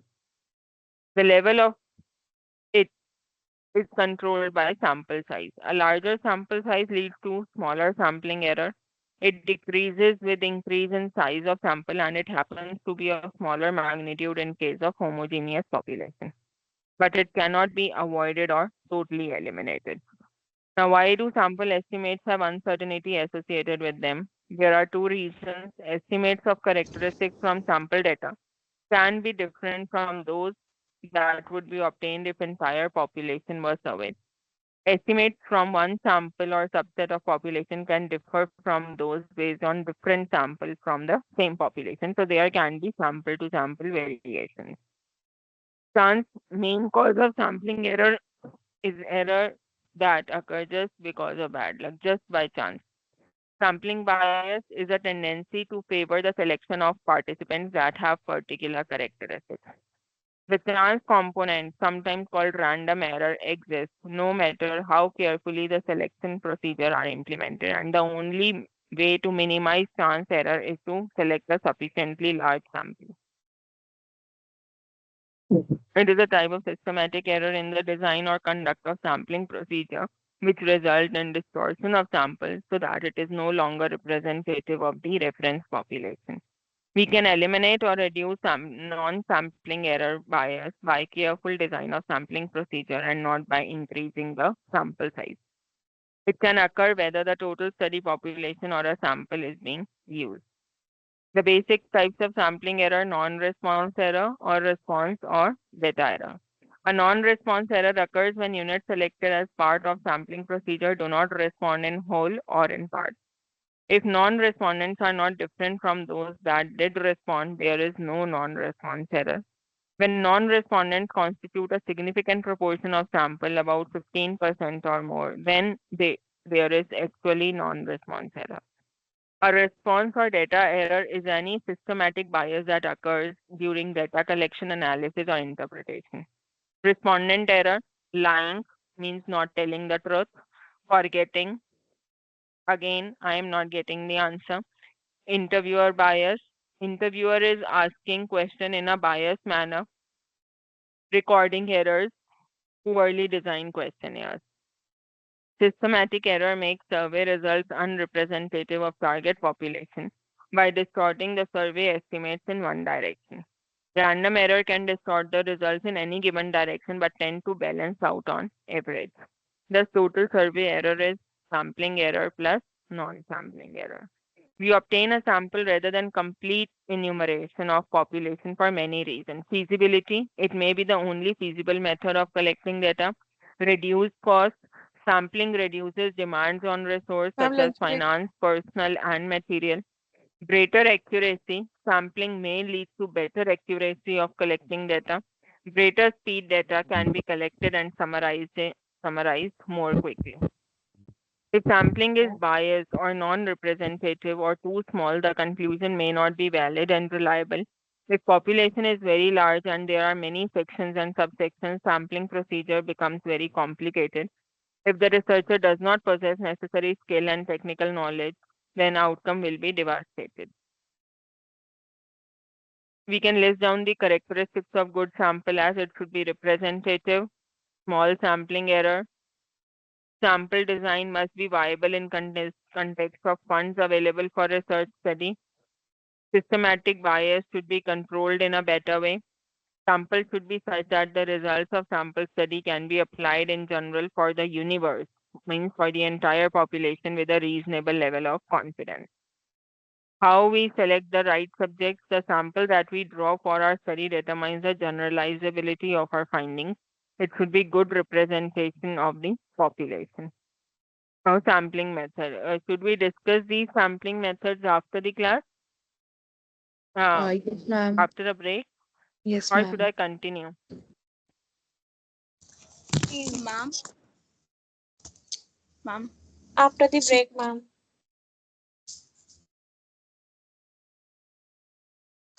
Okay, ma'am. Hello. Hello.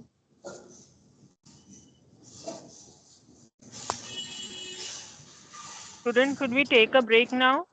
Or should I continue? Ma'am, break. We can take a break, ma'am, but I have a question.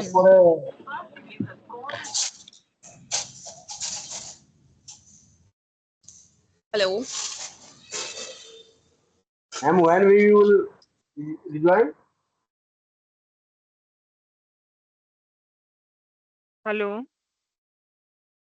Madam, when we will Hello? rejoin? Hello? Am I audible? Yes, ma'am. Yes, ma'am.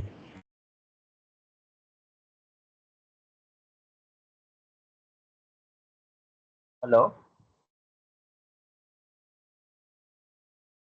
Am I audible to you? Yes, Yes, ma'am. ma'am.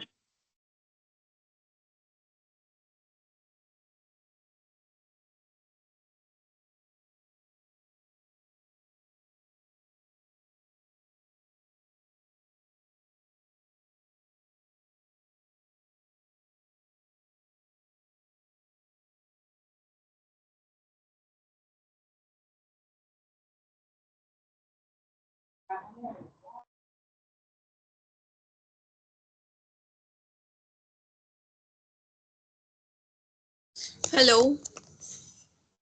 Ma'am, can you hear me?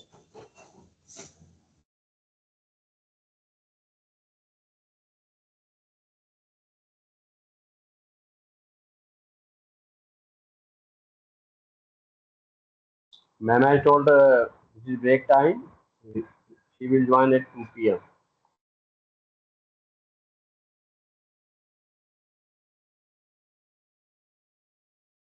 Or please rejoin at 2 p.m.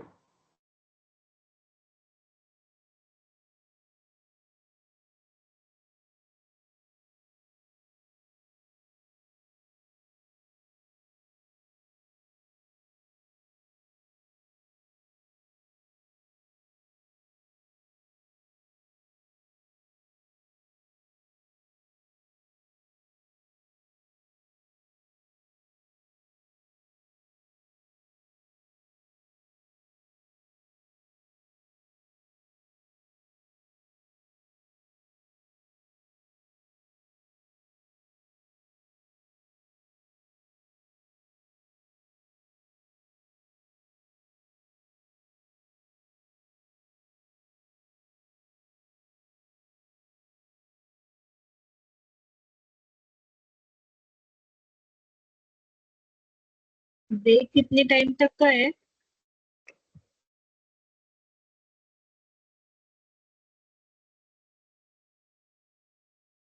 दो बजे तक ma'am ने group में message करा है यहाँ पे। Okay okay ठीक है।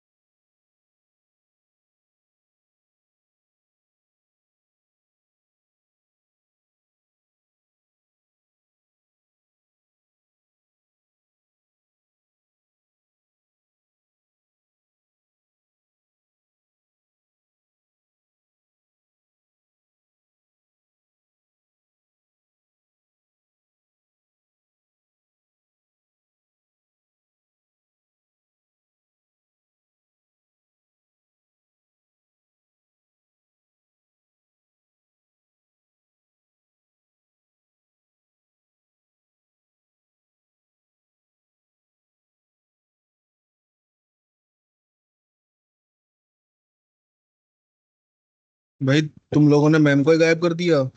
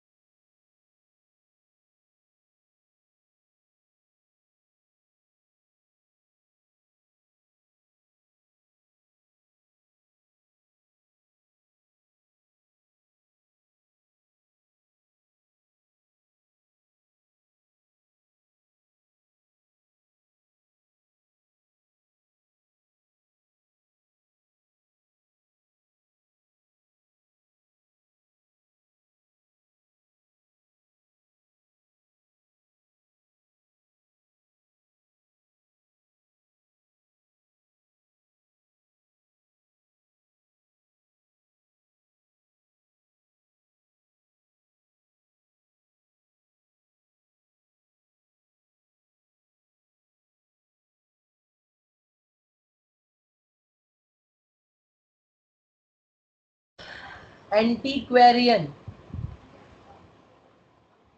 जी एंटीक्वेरियन तो वो होता है ना जो keep drug for sale and put सब प्रिस्क्रिप्शन करता है। पता नहीं है, गलत है। गलत है। क्यों, क्या होता है फिर इनमें से?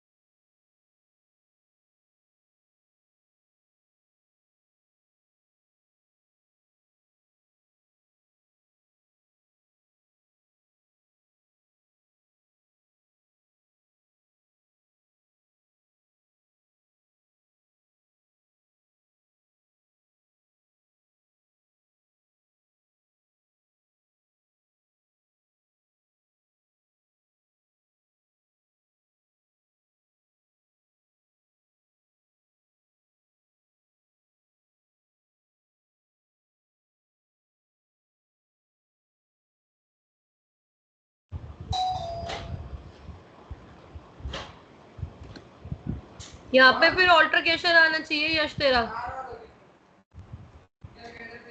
ऑल्टरकेशन ही आना चाहिए फिर तो।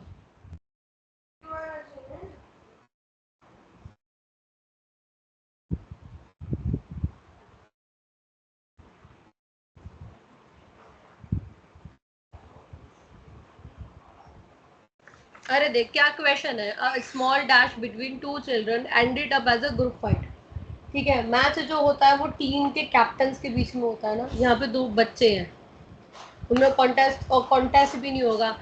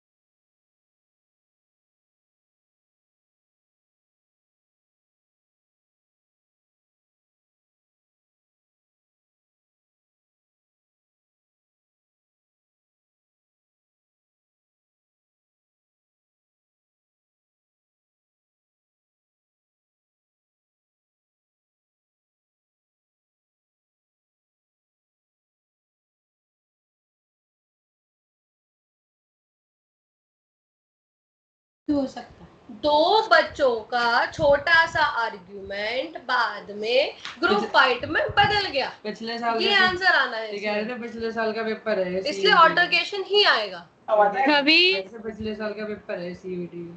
कभी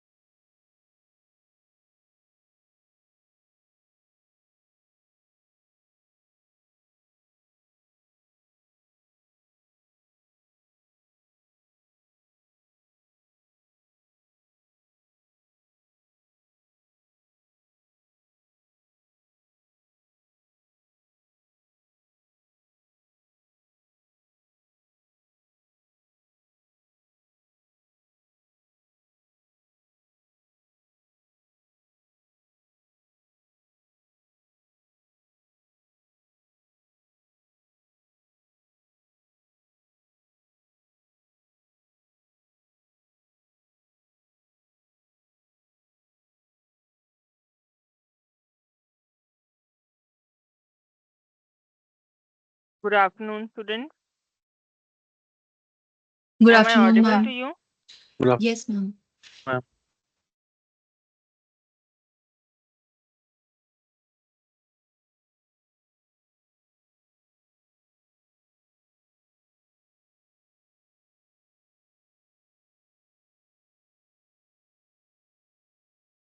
ma'am Students, is my voice audible? Yes ma'am, आप प्लीज एक बार Yes, chat ma'am. Box ma'am एक बार आप चैट Yes, बॉक्स देख ma'am. लीजिए मैम, लास्ट 4 और 5 मैसेजेस।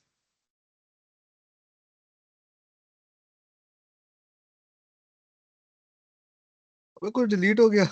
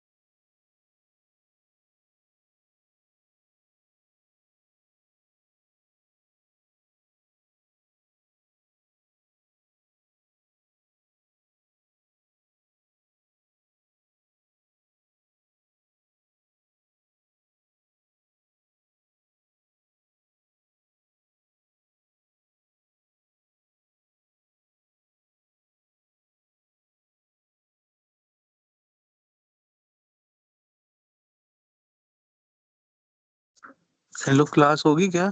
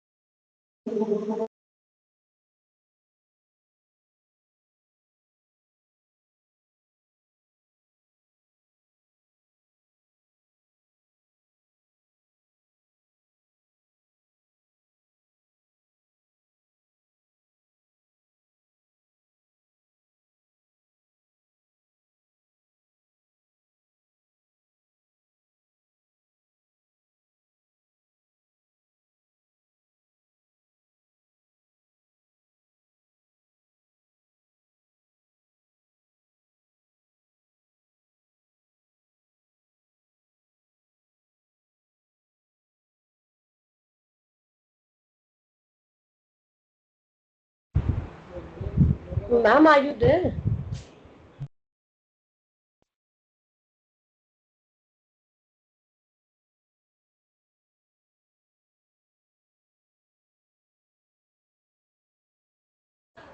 आनंद सर, मैम है क्या क्लास में?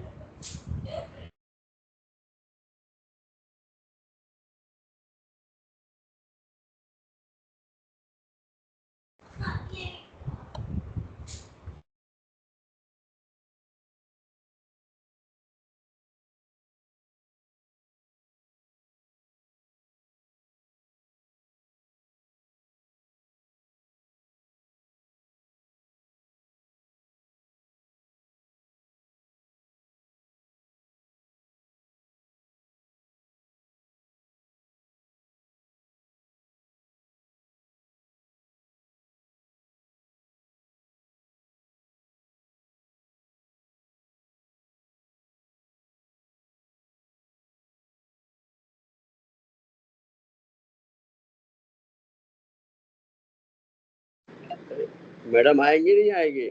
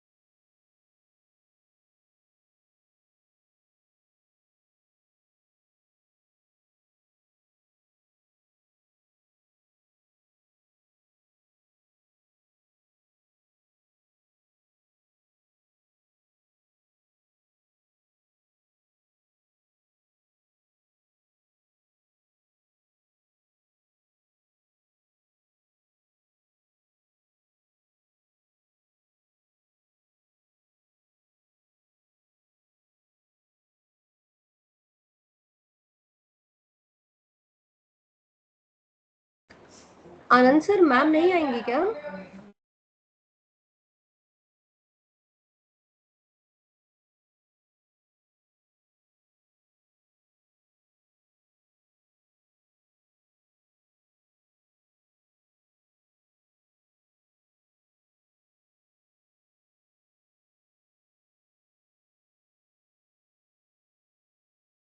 Hello.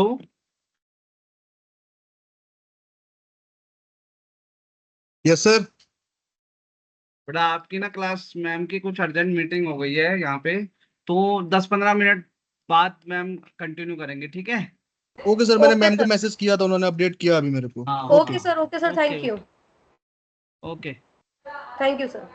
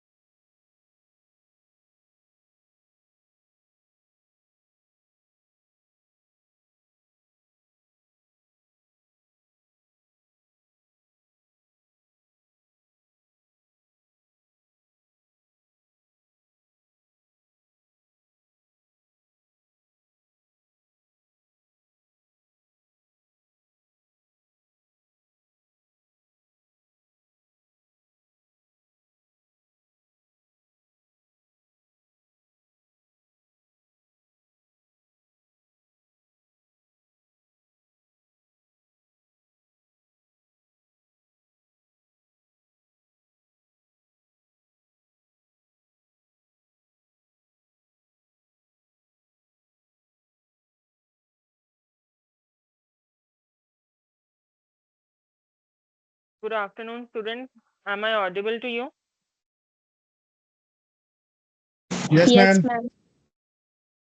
Hello. Good afternoon, students. Am I audible to you? Yes, ma'am. Good afternoon, ma'am. Yes, ma'am. You are Yes, ma'am. audible.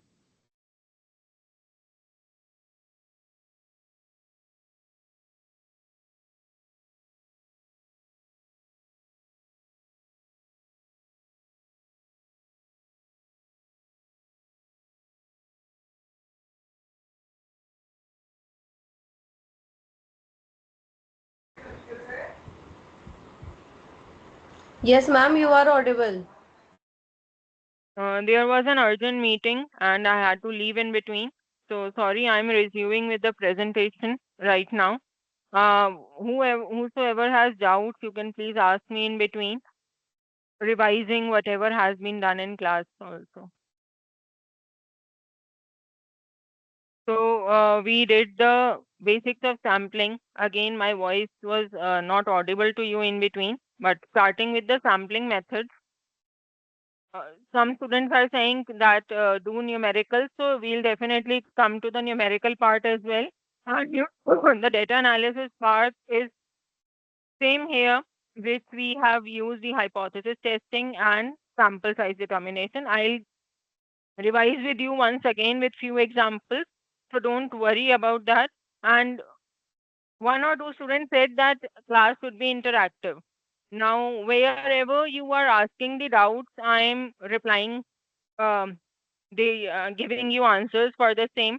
But interactive classes were there on the PCP Center in your 4 or 5 hours revision class when the entire syllabus has to be done. If I'll make it more interactive and I'll wait for you to interact, then the syllabus will not be completed.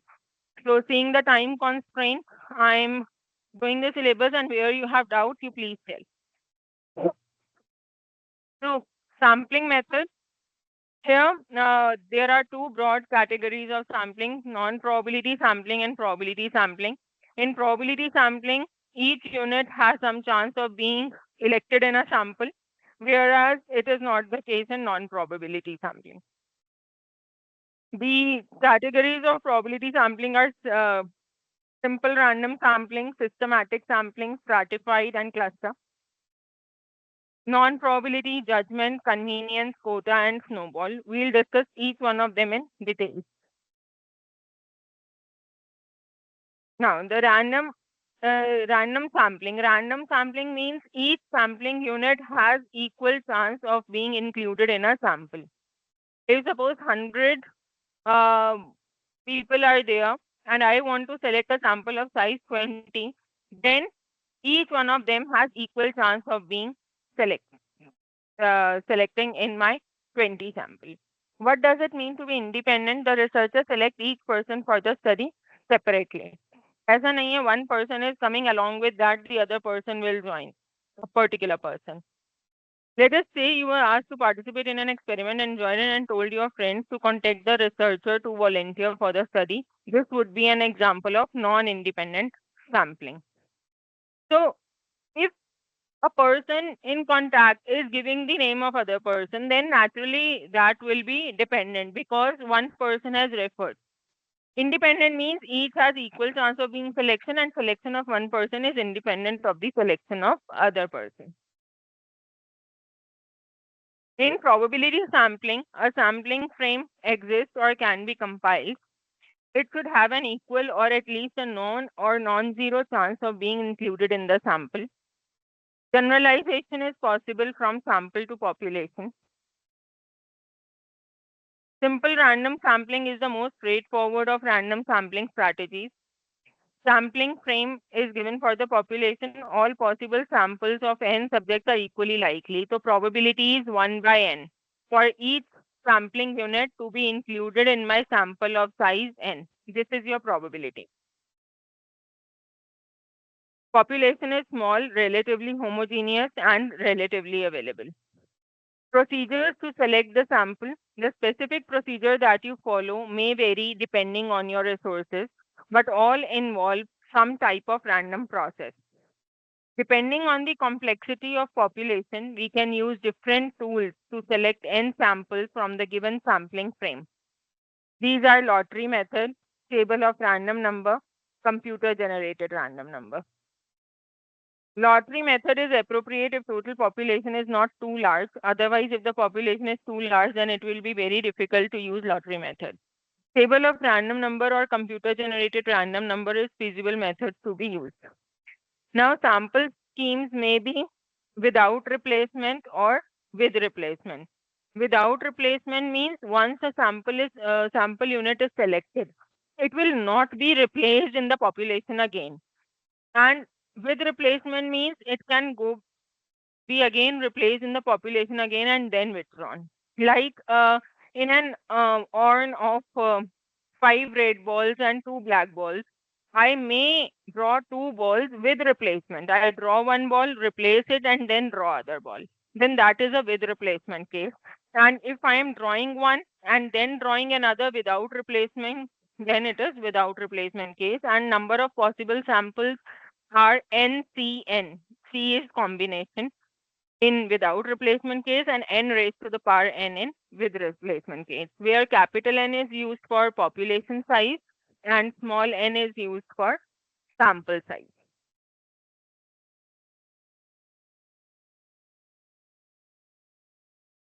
Assume that the total number of patients who visit Gondar University Hospital for last 6 months is capital N. We want to see the prevalence of TB among those patients who visited the hospital. Though the population is homogeneous, there may not be available frame. So what we come on to the systematic sampling. Systematic sampling is thought as random as long as the periodic interval is determined beforehand and the starting point is random. So what systematic sampling is, I suppose I allocate numbers 1 to 100 to all the 100 people in my sampling frame. Now I select my sampling unit as number 1. Then after each 5, after an interval of 5, I am picking the sampling unit.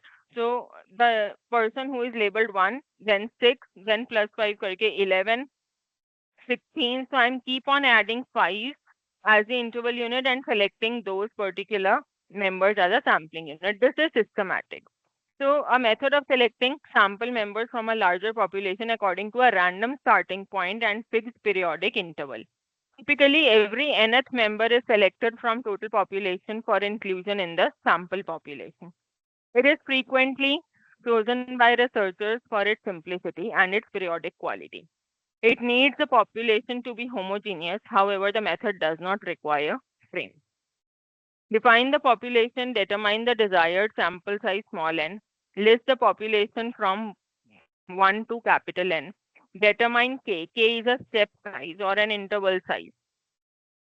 And then select a random number between 1 and K. Let us denote this number by A. Starting at A, take every kth number on the list until the desired sample is obtained.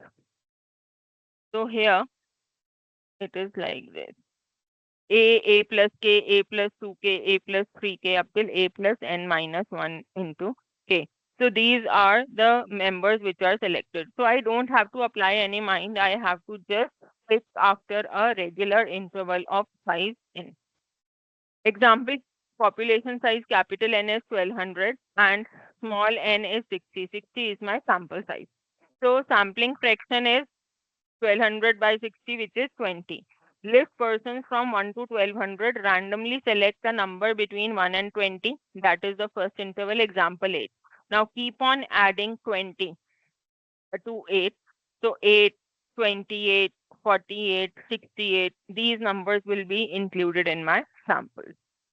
It relies on arranging the target population according to some ordering scheme and then selecting elements at regular intervals throughout that ordered list. Systematic sampling involves a random start and then proceed with the selection of every kth element from then onwards. In this case, small k is, that is the interval size or step size, which is population size upon sample size. It is important that starting point is not automatically the first in the list, but it is randomly chosen from within the first 2 kth element in the It can be first element, it can be second element, or any element in between 1 and k. So stratified random sampling is used when we have subgroups in our population that are likely to differ substantially in their responses or behavior. One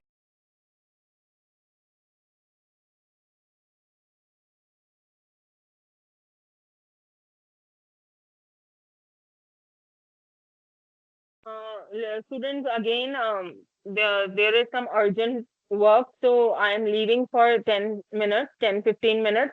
I'll be back. So I'll definitely be back. I may take extra hour if needed. 5 बजे तक भी आ सकती हूँ. आ रही हूँ मैं. ठीक है.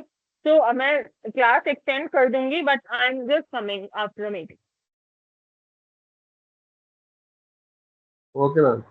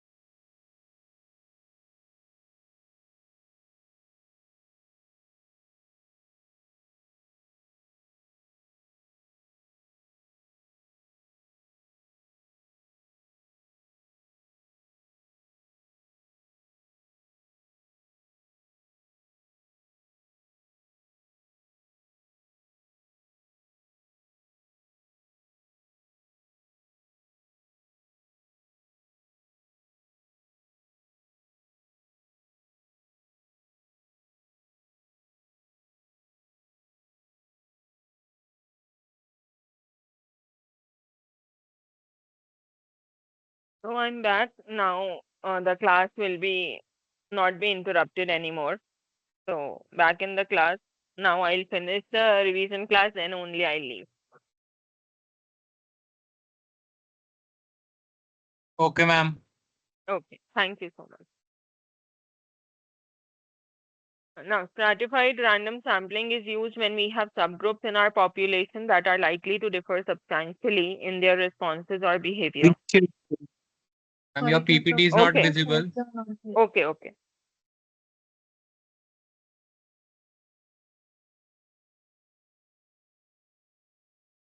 So, Yes, ma'am. Thank you.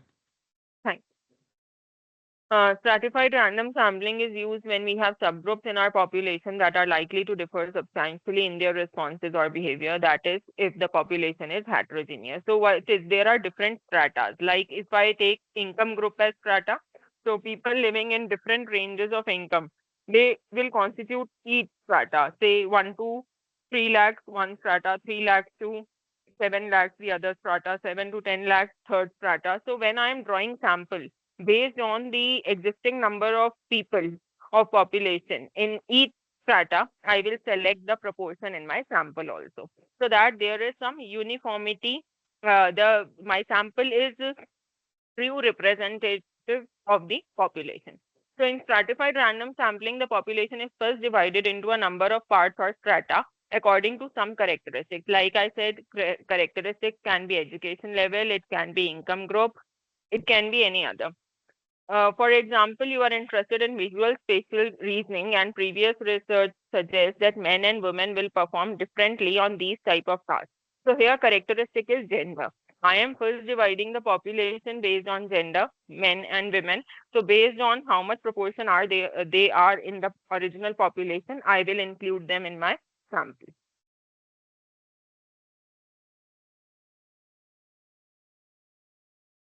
So you divide your sample into male and female members and randomly select the required sample size within each subgroup. With this technique, you are guaranteed to have enough of each subgroup for meaningful analysis. Often we use simple random sampling to select the sample from each strata after stratification. Steps involved in stratified sampling method: define the population, determine the desired sample size, identify the variable and subgroup for which you want to guarantee appropriate representation, either proportional or equal. Classify all members of population as a member of one of the identified subgroups. Randomly select using simple random sampling or others an appropriate number of individuals from each subgroup. Then the total sample size will be sum of all samples from each subgroup. Just a way to represent the population properly. There are two methods to get the study subject from each subgroup: proportional allocation or equal allocation. We use proportional allocation technique when our subgroups vary dramatically in size of our population. Suppose males are 80% and females are 20%. Now in this case, it is unwise if I include equal numbers in my sample.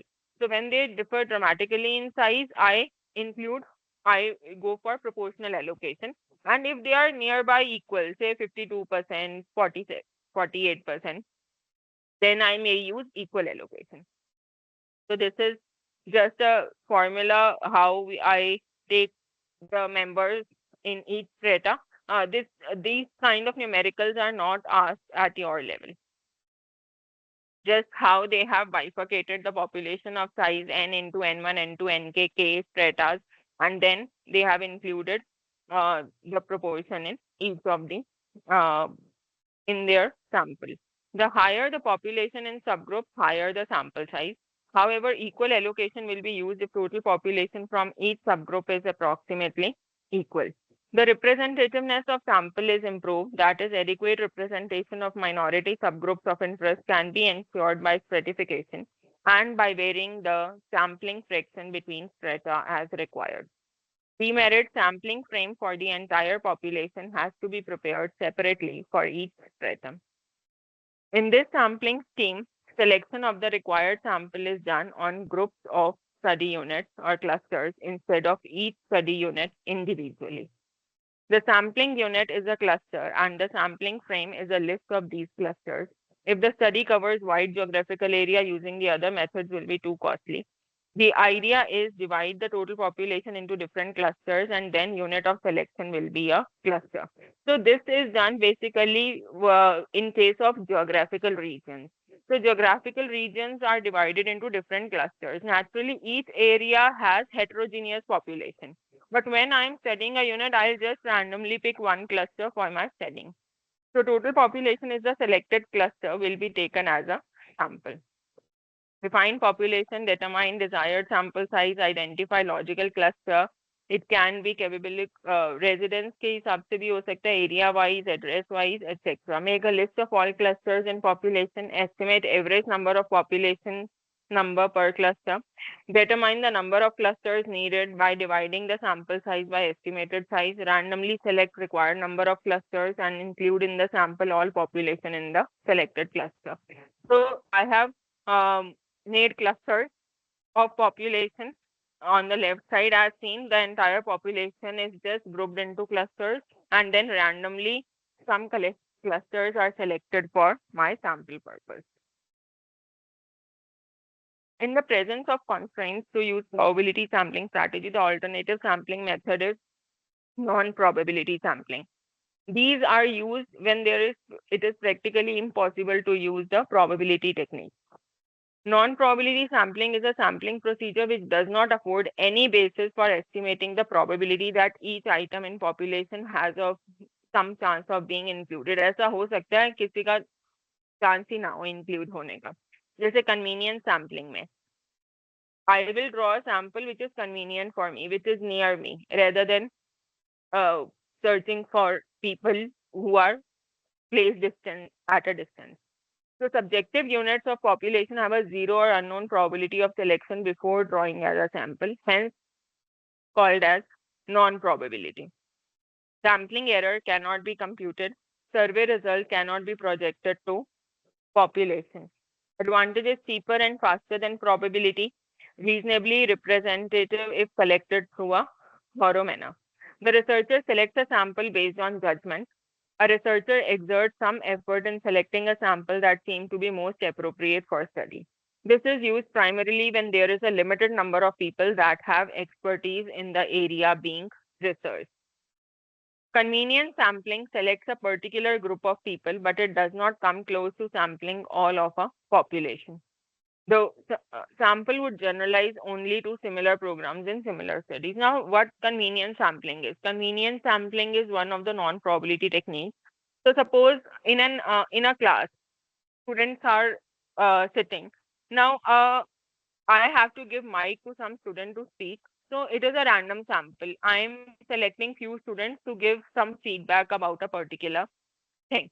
Now, in asking for feedback, I'll definitely not go at the back. Whoever is sitting in the front, I'll randomly select those because that is convenient for me. Then let us now this is quota sampling. Quota sampling is a method that ensures certain number of sample units from different categories of specific characteristics. Like there is stratified sampling in probability sampling technique, its counterpart in non-probability, similar to stratified sampling, is quota sampling. Quota is again like there are different stratas in probability sampling. Here I have different quotas or different stratas, but each unit does not have a chance of being selected in my sample.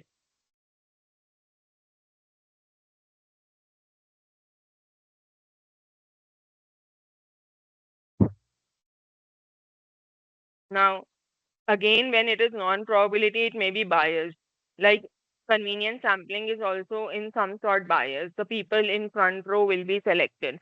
But here, each one of them is not given equal chance of being selection in my sample. Then you have snowball sampling. Snowball sampling is basically referral sampling. In snowball sampling, referral sampling का मतलब होता है कि एक बंदे ने दूसरे को refer किया. I selected one person and then he is referring the other person. This kind of sampling techniques occur because whenever the purpose for which I am doing the sampling that particular case are rare. Example, suppose there is a rare disease and I want to get some information from patients of that disease. Now, it is very difficult for me to know that in which geographical region and what are the contact details of the people who are suffering from a particular disease. I pick up one patient and then he is in contact with other patients who are suffering the same rare disease. Then he is referring to others. So that is a snowball sampling or referral sampling. It is a special non-probability method used when the desired sample characteristic is rare. It relies on referrals from initial subjects to generate additional subjects. What we need to do in case of snowball sampling is that first identify someone who meets the criteria and then let him or her bring the others he or she knew. While this technique can dramatically lower search costs, it comes to the expense of introducing bias because the technique itself reduces the likelihood that sample will represent a good cross-section from population. Selection of additional respondents is based on referrals from the initial respondents, like friends of friends, used to sample from low incidence or rare population. Then sample size determination. How to determine sample size. Determining the sample size for a study is a crucial component of study to include sufficient number of subjects so that statistically significant results can be detected. How large the sample do I need? This is the main question. The answer will depend on the objective of study, nature and scope of study, and on the expected results, all of which should be carefully considered at the planning stage. If sample size small n is large, it increases accuracy, costly, complex. Large होगा तो naturally it is approaching the population, so accuracy gets increased, but it is costly and complex. So if it is small, then it decreases accuracy and it is less costly. So I have to make a balance between the two and take out the optimum sample. Now, how it should be done? Now, factors to determine sample size. Size of population, resources, subjects, financial resources, manpower, method of sampling, random, stratified, degree of difference to be detected, variability, standard deviation, pilot study, historical, degree of accuracy or errors, type 1 error alpha, p is less than 0.05, type 2 error beta, it should be less than 0.2, power of test. So whatever conditions are laid down accordingly, size of sample needs to be chosen. I'll come on to the questions related to it. There are several approaches to determine the sample size depending on the type of response variable, whether it is categorical or continuous. We'll have two sets of formulas. Sample size determination formula comes from formulas for maximum error of estimates and is derived by solving for n, that is the sample size. To estimate sample size for single survey using simple or systematic random sampling, we need to know precision desired, size of total population, and level of confidence. Then sample size for this is 1 minute. Sample size for single population mean. This is the condition in which research question is about mean. Means I want to know average income, I want to know average height, average weight, etc. Whenever the research question is about average or mean, then I use sample size for single population mean. हम single population की बात कर रहे हैं. Standard deviation of population, it is rare that a researcher knows the exact standard deviation of population. Typically, the standard deviation of population is estimated